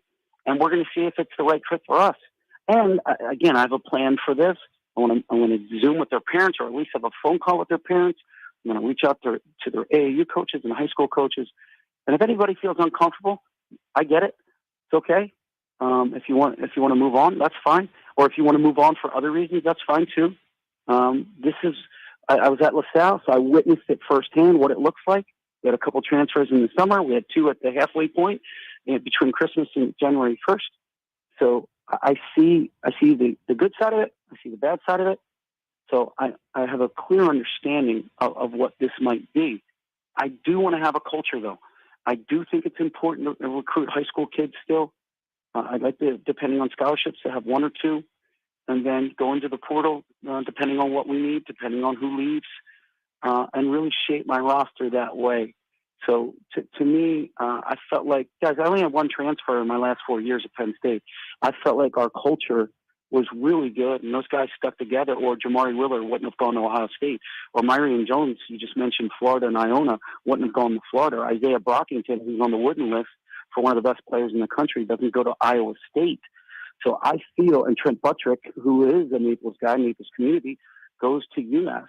I feel like, what we did there and what we created there, that environment was conducive to success, player development, developing men, but also mental health and wellness, which is really important today, especially after the pandemic. So I'm going to really be an open book to my players and try to help and guide them. For those that don't know, 9 years at Penn State, 500 record, and trust me, as somebody who covered Penn State basketball in the 80s and 90s, that's pretty damn impressive. Won an NIT, would have gone to the tournament in the pandemic year when they were having an outstanding season. Before that, 2 years at BU, took the Terriers to the NCAA tournament. That's Pat Chambers, the new men's basketball coach at FGCU. Pat, when you gave your answer, and I asked you why you wanted to come here, you said your family and your children, you moved around a lot. To read into that means that this is not a stepping stone for you, that this isn't a 2-year job and I'm going somewhere else. Obviously, success can breed a lot of things and can open up things, so you never can say never. But Pat, it sounds to me, and correct me if I'm wrong, that you want to be here for the long haul. What's your ultimate vision of what FGCU basketball can become? Yeah, it's a great question. It's something Ken and I discussed during the process. Look, if we can make this a Gonzaga of the South, that would be phenomenal. I mean, if we can make it this and where people want to come, I look at Bob McKillop at Davidson. Why can't we do that? Why can't we have a team that competes for championships every year, that nobody wants to play, that they're afraid of this mid-major team or low-major team? I don't know how they define us yet, but hopefully they call us a mid-major. So that's the vision for it. If I can come down there and we stay for the long haul and do something special, I think that's what our fans and our alums and former players and future players want. And that's what my wife and children would want. And so that would be the short-term vision. But you never know what happens in this crazy business. There are those that are watching us on Twitch, and when you said the Gonzaga of the South, Mark looked right at me, and I damn near stood up and did a 360 because I wrote a column a decade ago in which I said I think FGCU could be the Gonzaga of the South, and I've been mocked for it for a decade. So if you pull it, going to get mocked. No, it'll still come my way. It'll still come my way, but I'm just saying, all right, you turn this place into the Gonzaga of the South, you need to give me a microphone at a pep rally for a minute. That's all I'm asking. You know what, my friend? You have it. You have that. There's a good goal to have. How about in a couple of years we look at each other and say, "Hey, we did it. Here's the microphone." That would be fantastic. You know, Pat, you mentioned that you didn't have transfer. You only had one transfer when you were at Penn State. Obviously, this is a low major. It's a different animal. But you obviously have to understand in the last 2 years how much the transfer portal has changed. How difficult is it to work that portal? How many assistants are assigned to just the portal? We've watched how different the football and the basketball programs have become nationwide because of this. How different is recruiting now with the portal? Yeah, it's good news, bad news. You know, you want your student athletes to have opportunities, especially if there's something going on with their family, they need to get home, or some type of mental health. Really important that we cater to our student athletes. And then there's the flip side of it, where you don't want it to be like the NBA, where there's free agency and we're all just bebopping around. So it presents challenges without question. There's so many resources out there, guys, that I've been looking at. Even with LaSalle, I was looking at, because Ashley Howard, I was going to stay there if I didn't become a head coach this year, and we were looking at it. And there's a resource out there that ranks the portal, each player, to tell you if he's a 3-star or a 2-star or a 4-star, or they have levels for the transfers. Every transfer that goes into the portal will be ranked. And then I think my relationships over the last 18 to 20 years are going to, I think, should help me in this situation where I'm going to call the head coaches. A little bit of how you build relationships. You call the head coaches and ask them what they think, instead of saying, "Oh, this kid went to Villanova, we're taking him." Well, we need to get to know this young man, and we need to get to know their family, and we need to get a little history and a little background before we take anybody. So that's going to be really my model. We're going to look, see what we need. Maybe some kids stay, maybe some kids go, and that's okay. So then we try to fill those gaps in for what's best for FGCU and what's best for our long term. But I don't want to every year have 4 or 5 transfer kids, because there's no culture then, there's no family then, there's no continuity then. And you know what? There's really no connectivity to the community or the university. So I think it's really important that we have that game plan. Your thoughts on scheduling? Sometimes attendance has been an issue at FGCU, in which the fan base has said, "I'd like to see a little better non-conference games," but of course, tougher non-conference games could potentially mean losses. So I'm just curious your thoughts on scheduling. I'm not afraid of losses, never was. If you go back and look at my BU schedules, I've got to do some really good MTEs. Actually, my first career win as a head coach was against Indiana at an MTE when Tom Crean was a coach. So I'm not afraid to go play the big boys. I truly believe it sharpens us to get us prepared to play in league play. Most important thing to me is league play. That's where you're getting really evaluated. So league play, so non-conference, let's go out and play different styles of play. Hopefully, like some of the teams that are in the A-Sun. Let's get out and play a Davidson. Let's get out and try to play a Wisconsin type of style. Maybe that's Bellarmine, because they play a different style. So maybe we need to go through that, and maybe there is a couple losses. And guess what? That's okay. I'm okay with playing a few high majors. I'm talking to Ken currently about the schedule that we have now. Is it definitely set in stone, or can I go out and try to do a 2-for-1 with Villanova? Actually, Ken had the idea as well. So we're going to try to do some creative things, kind of like Andy came back with USC. So we'll try to do some creative things to get a Villanova-type team in here, a Michigan State-type team. Ken talked to Izzo about me. So maybe we can get one of my good friends in the Big Ten to come down, and we can return it 2 times like that to get some energy and some buzz into the arena. But I'm definitely not afraid to play anybody, anytime, anywhere. Look, I took two Big Ten games out of my home court to play at the Palestra in Philadelphia. So I'm willing to do that. If we have to do that at Hertz, we'll do it at Hertz. But right now, I think we need to do it at our home court. Well, the only thing I ask of you, Coach, is that if you get Jay Wright and Nova to come down here, I know he has ditched the suits post-pandemic. You need to put it in the contract. He's got to go back to the Armani for a game. I'll tell him to go back to the suits. just for that game. Okay. Hey, quick sidebar for you guys. I'll give you a little inside scoop. Jay Wright suits were made by a tailor right from Italy. Great guy, but it was my brother's tailor. So it's a kind of that's how it all started. My brother introduced, I introduced him to him, and the rest was history. Pat Chambers, the new men's basketball coach at FGCU. He takes over full-time, if you will, as soon as FGCU is done playing in the basketball tournament, with Michael Fly still coaching them then. And they play Detroit Mercy tonight at Alico Arena if you're interested. Mike Davis, former IU coach, the coach of Detroit Mercy. Pat, thanks for your time. Appreciate it. And, hold on. You and Mark can exchange phone numbers and emails. And Hey, guys, you mind if I just say something? It would be awesome if we could support Coach Fly and his staff and the players tonight. Change isn't easy. So if we can just go out, support them, and let's help them win this game tonight. And who knows? You get one win, you get on a roll, maybe you get 5, and you cut down some nets. And what a great way for Coach Fly to go out. It would be fantastic. So if everybody could get out there and support the guys, that'd be great. And then if you can support the women on Friday, Virginia Tech, I believe it's 2:30. I might drive down to support them as well. There you go. Yeah, because it's only a 2-hour ride for me from where I'm at right now. So support the teams if you can. Thanks so much, guys. Really appreciate it. Pat Chambers, FGCU men's basketball coach. That would get them off to a good start.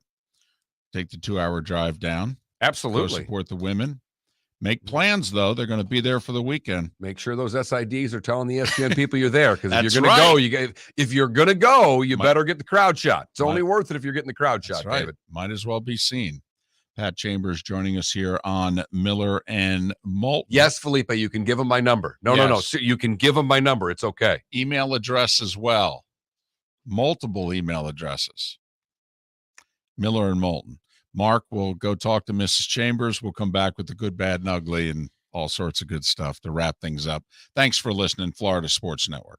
Hey, it's Mark Miller for the Training Grove by Orange Whip Golf, where golfers go to get better. Improve your golf game from home with Orange Whip Golf and Fitness online swing training program, The Training Grove. With a growing swing training video library and a daily program prescribed by golf fitness professionals, The Grove provides a clear path to unlock your most powerful swing, giving you control of your game like never before. Join thousands like me who have finally found a way to achieve results in half the time of traditional game improvement methods with The Grove's revolutionary blend of golf fitness, instruction, and award-winning Orange Whip products. Go to orangewhipgolf.com to get started for a free 14-day risk-free trial and use code Miller10 to get $20 off your first month. That's orangewhipgolf.com to get started for a free 14-day risk-free trial. Remember to use code Miller10. That will get you $20 off your first month.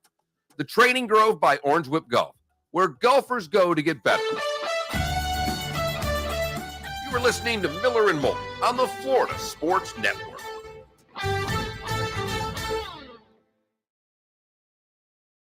Just think, we're down to 2 days and counting. No more buttons for you, right? Doesn't the equipment do it for you? Yeah, we go to hard breaks. You don't have to hit the button anymore. Monday, hard breaks. Wait, really? Have you not paid attention to the emails that have No, been going? but I didn't know that translates to me not having to hit button. Oh, like the button. Yeah. Yeah, like the button. You said buttons. I'm like, oh, The button. Whoa. Yeah, that's cool.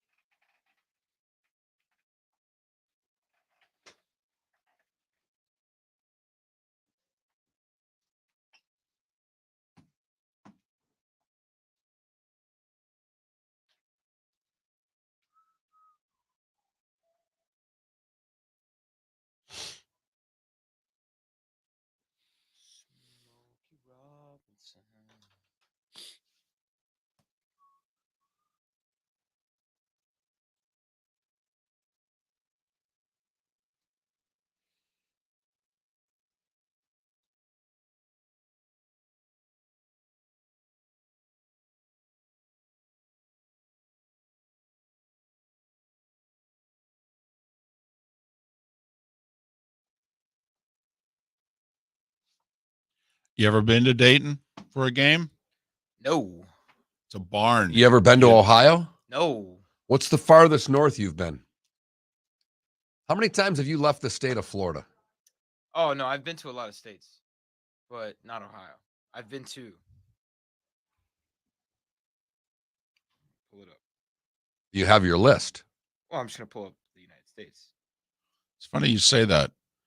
I'm at like 30 something. Joe's stats guy, Joe Spotter, Bill Garrity, his wife desperately wants to go to all 50 states. And a couple times here in the last couple of years, he's been like, yeah, my wife's coming to the Chiefs game. She's never been to Missouri. Oh, okay. I've never been to Kansas, but I've been to Missouri, both St. Louis and Kansas City. All right. Alabama, Georgia, South Carolina, North Carolina, Virginia, Illinois, PA, Maryland, Jersey, New York, Massachusetts. I think Massachusetts. That's the farthest north you've been. Is Massachusetts more Yes. north than Colorado? Yeah, it is. Colorado. Oh no, Wyoming. I've been to Wyoming. Massachusetts might be more north. Massachusetts is definitely more north. California, Texas, and I think that's it. It's like 15, 16. Mm-hmm. But that barn, if anybody ever gets a chance to go, it's a great basketball arena. It's older, but What, Arch, I don't get what the question is. Are the Beasleys updating or are you guys paying to upgrade? What are you talking about? He's referring to the buttons. We're just No, we're changing the way we do the show. The breaks are going to come at the exact same time every hour. We're having hard breaks. I've been to And no, they're not updating or upgrading. and like the big disadvantage of it was like what we just did. Like our window's going to be tighter. We're not going to have the flexibility of continuing an interview if it's going really well. But it puts us where we're going to have to do the interviews. They're either going to be the top of the hour or the bottom of the hour because that Right. second segment's going to be shorter.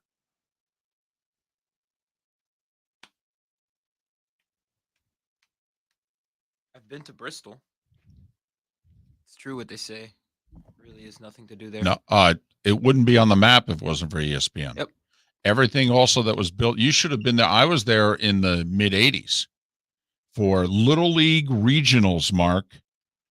Team from Montoursville trying to go to Williamsport. Montoursville's like 2 miles from Williamsport. They got to within a game of the Little League World Series before they lost. We had to do all our editing at ESPN. I had dinner one night with Berman, the next night with Bob Lee. Bob Lee was an ass. It broke my heart. He went to Seton Hall. He's a Jersey guy. Killed me. Oh man. Felt better, though. He had jeans on underneath his shirt and tie. And I said, oh, because I was one of those guys that did that and caught a lot of grief for it. Come back.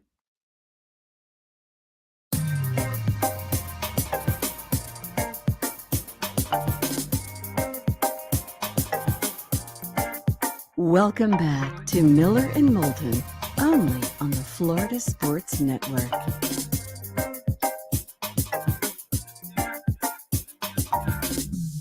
"15 minutes before the hour, Miller and Moulton, the Florida Sports Network. Up against it time-wise. What do you say? We get to it? Leave it to the oldest guy in the show, and definitely the oldest soul to live in the past. Here's David Moulton with Today Was the Day When... 220 years ago today, in 1802, the Army Corps of Engineers and the U.S. Military Academy at West Point were both established. Now, the Army did not officially open until July 4th of 1802, but 220 years ago today. Scarlet Letter, published on this date in 1850. Arizona, Mark, in 1861 on this day, votes to leave the Union. They're not a state yet, they're a territory. They were on the wrong side of the Civil War. And Sam Houston on this day, Mark, in 1861, evicted as governor of Texas because he refused to take an oath of loyalty to the Confederacy. They were very serious about that whole Civil War thing. That gold statue was first called an Oscar on this day in 1934 by a writer. 1900, the American League meets in Chicago, Mark, and the American League decides that the Chicago White Sox, Washington Senators, Milwaukee Brewers, Detroit Tigers, Cleveland Blues, Boston Americans, Philadelphia Athletics, and Baltimore Orioles would be the American League. Bill Veeck on this day in 53 wanted to move the St. Louis Browns to Baltimore. The American League said no. Riots on this day in 1955, Mark. Clarence Campbell, NHL commissioner, suspends Rocket Richard for the rest of the year when he attacked an opponent. Riots for days. Paul Hornung, Alex Karras reinstated to the NFL on this day in 64 after a year-long suspension for gambling. And Mark, I did this for you. Denny McClain convicted of embezzlement and drug trafficking on this day in 85. He was sentenced to 25 years. The conviction later reversed. Never convicted of fixing that World Series game, though. No. 2 years ago today, Major League Baseball suspended the rest of their season because of COVID. Howard Schnellenberger, the fourth president of the United States, James Madison, Jerry Lewis, Pat Nixon, Henny Youngman, all born on this day. Hollis Stacy, three-time U.S. Women's Open champion, is 68 today. Ozzie Newsome is 66. Curtis Granderson's 41. Blake Griffin is 33. Joel Embiid is 28. Vlad Jr. is 23.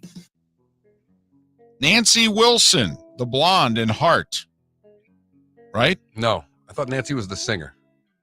I thought Nancy's the guitar player. No? My bad. Nancy Wilson's 68 today. I thought she was the blonde. She was the guitar player. Chuck Woolery's 81. Give you a little 2 and 2 action. Flavor Flav, 60, right. 63. I got something right musically? You're I got right. something right? Erica Estrada is 73. My wife apparently had a big crush on Erica Estrada. Chips was big. It's apparently a poster even. Right. I get it. Yep. Wolfgang Van Halen is 31 today. And that was the quick version of Today Was a Day. Not a lot of time for omissions. The only thing I'll give you quickly, it was today in 68. Otis Redding, Sitting on the Dock of the Bay, becomes the number one hit. Posthumously. That he had died December 10th, 1967. You've heard folks elsewhere mock Florida is gonna Florida. Well, Mark Miller sees it differently. He calls it the good, the bad, and the ugly. What you got, Mark? Daniel Telcheca was chest deep in the Gulf of Mexico in Naples with his daughter. Okay. And he went into a panic because his wedding ring came off. Oh. He couldn't find it. He hired Mark Gruel. Mark Gruel is a ring finder. And Mark Gruel went to work on Naples Beach and found the wedding ring. Always a fear of mine.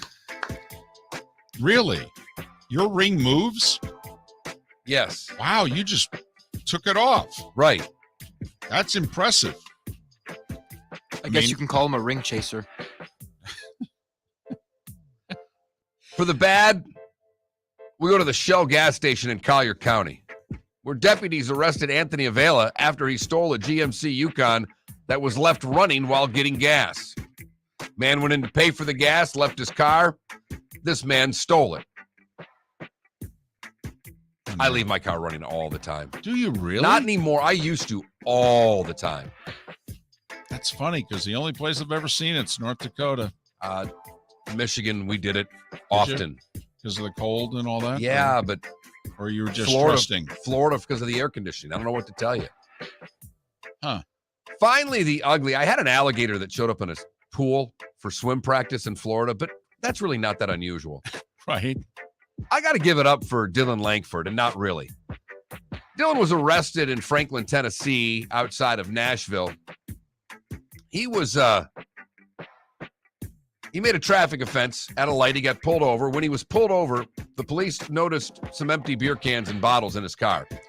They totaled 35 empty beer cans in the car. It was his fifth DUI arrest. Oh, man. I'm sorry. Throw away the key.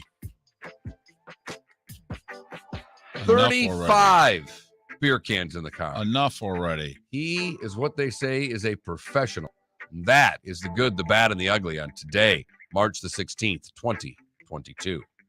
All right. The Gators are a 6.5-point home favorite against Iona in the NIT. If you're interested, 9 o'clock on the Deuce. Interim coach, not that they would have wanted Mike White to stick around, but I do think should be a feather in Michael Fly's cap, even for those that don't like him, which apparently is everyone associated with FGCU basketball. But, I mean, he did stick around because it's his team and it's his kids, and it's not easy. It can't be. Nope. It can't be. But I'm taking Iona in the points because those kids are going to play really hard. I'm taking Wright State and laying the points. It's right next to the University of Dayton. That's true. my only reason behind this, David. When Joe Dooley was the coach at FGCU and they made the play-in game in Dayton, I think Wright State snuck an interview in with him. The job had opened up. They wanted him. And you like Rutgers getting a point tonight. I do. They've they won a game in the tournament last year. They're a very up-and-down team. I actually think Notre Dame's resume is really weak. They only have like 3 quad 1 wins. Rutgers has 7. Hey, look at Notre Dame played an easy schedule. They played in the ACC. This is Rutgers. So same deal, True TV. If you didn't find it last night, 6:40 and 9:15 or thereabouts tonight. You didn't find it last night. You best start looking. That's all I'm telling you, because their real game's starting on that network tomorrow, everybody. Lightning at the Kraken tonight at 10. Boston at Minnesota. Pretty decent game at 7:30 NHL-wise. That is a decent game, although the Wild have lost a couple lately. Full night of hoops. A full night of hoops. Sixers, Cavs. Pretty good game. Celtics, Warriors is the late game on ESPN at 10 o'clock. Mavs in Brooklyn, another pretty good game. That's the early game on ESPN. So there you have it. Pretty decent little show. I want to thank Coach Chambers for coming on. Matt Cannata, Seth Everett, as we work through a hump day here on Miller and Moulton and getting ready for the tournament tomorrow on St. Patrick's Day. I'm drinking Jameson's for breakfast. You know, I'm thinking of maybe taking you up on that offer if it still applies in the afternoon, taking it a little. Bought a 6-pound corned beef yesterday. Got a brisket already ready. Mark, you don't have to buy anything for me. I'm not. I'm buying it for my wife and my mother and everybody else that I cook for. I'm just letting you know that I'll be serving corned beef and cabbage at the house tomorrow. And that's not true. It's not going to be Jameson's. It'll be Tullamore Dew, my other favorite Irish whiskey, for breakfast tomorrow. As I've been told, you have to start. There might be little something in the coffee tomorrow, David. Well, that'll be fantastic. Brashard Perryman, by the way, just re-signed with the Bucks. So there's your 4th wide receiver. So Tom Brady comes back, and it's funny. Get a guy to leave Atlanta for Tampa, and then you get Perryman to come back. It's funny how that works. Teams have to be cap compliant in 6 hours. And then they can start making moves. So the cuts, they are a-coming. Yes. Yes, they are. I mean, these are, quite frankly, as a sports fan, the reasons to be on Twitter, because you'll get rampant news. And the baseball signings continue as well. Have a great rest of your day. Miller and Moulton, Florida Sports Network. Bring your big mouth to John Smith Subs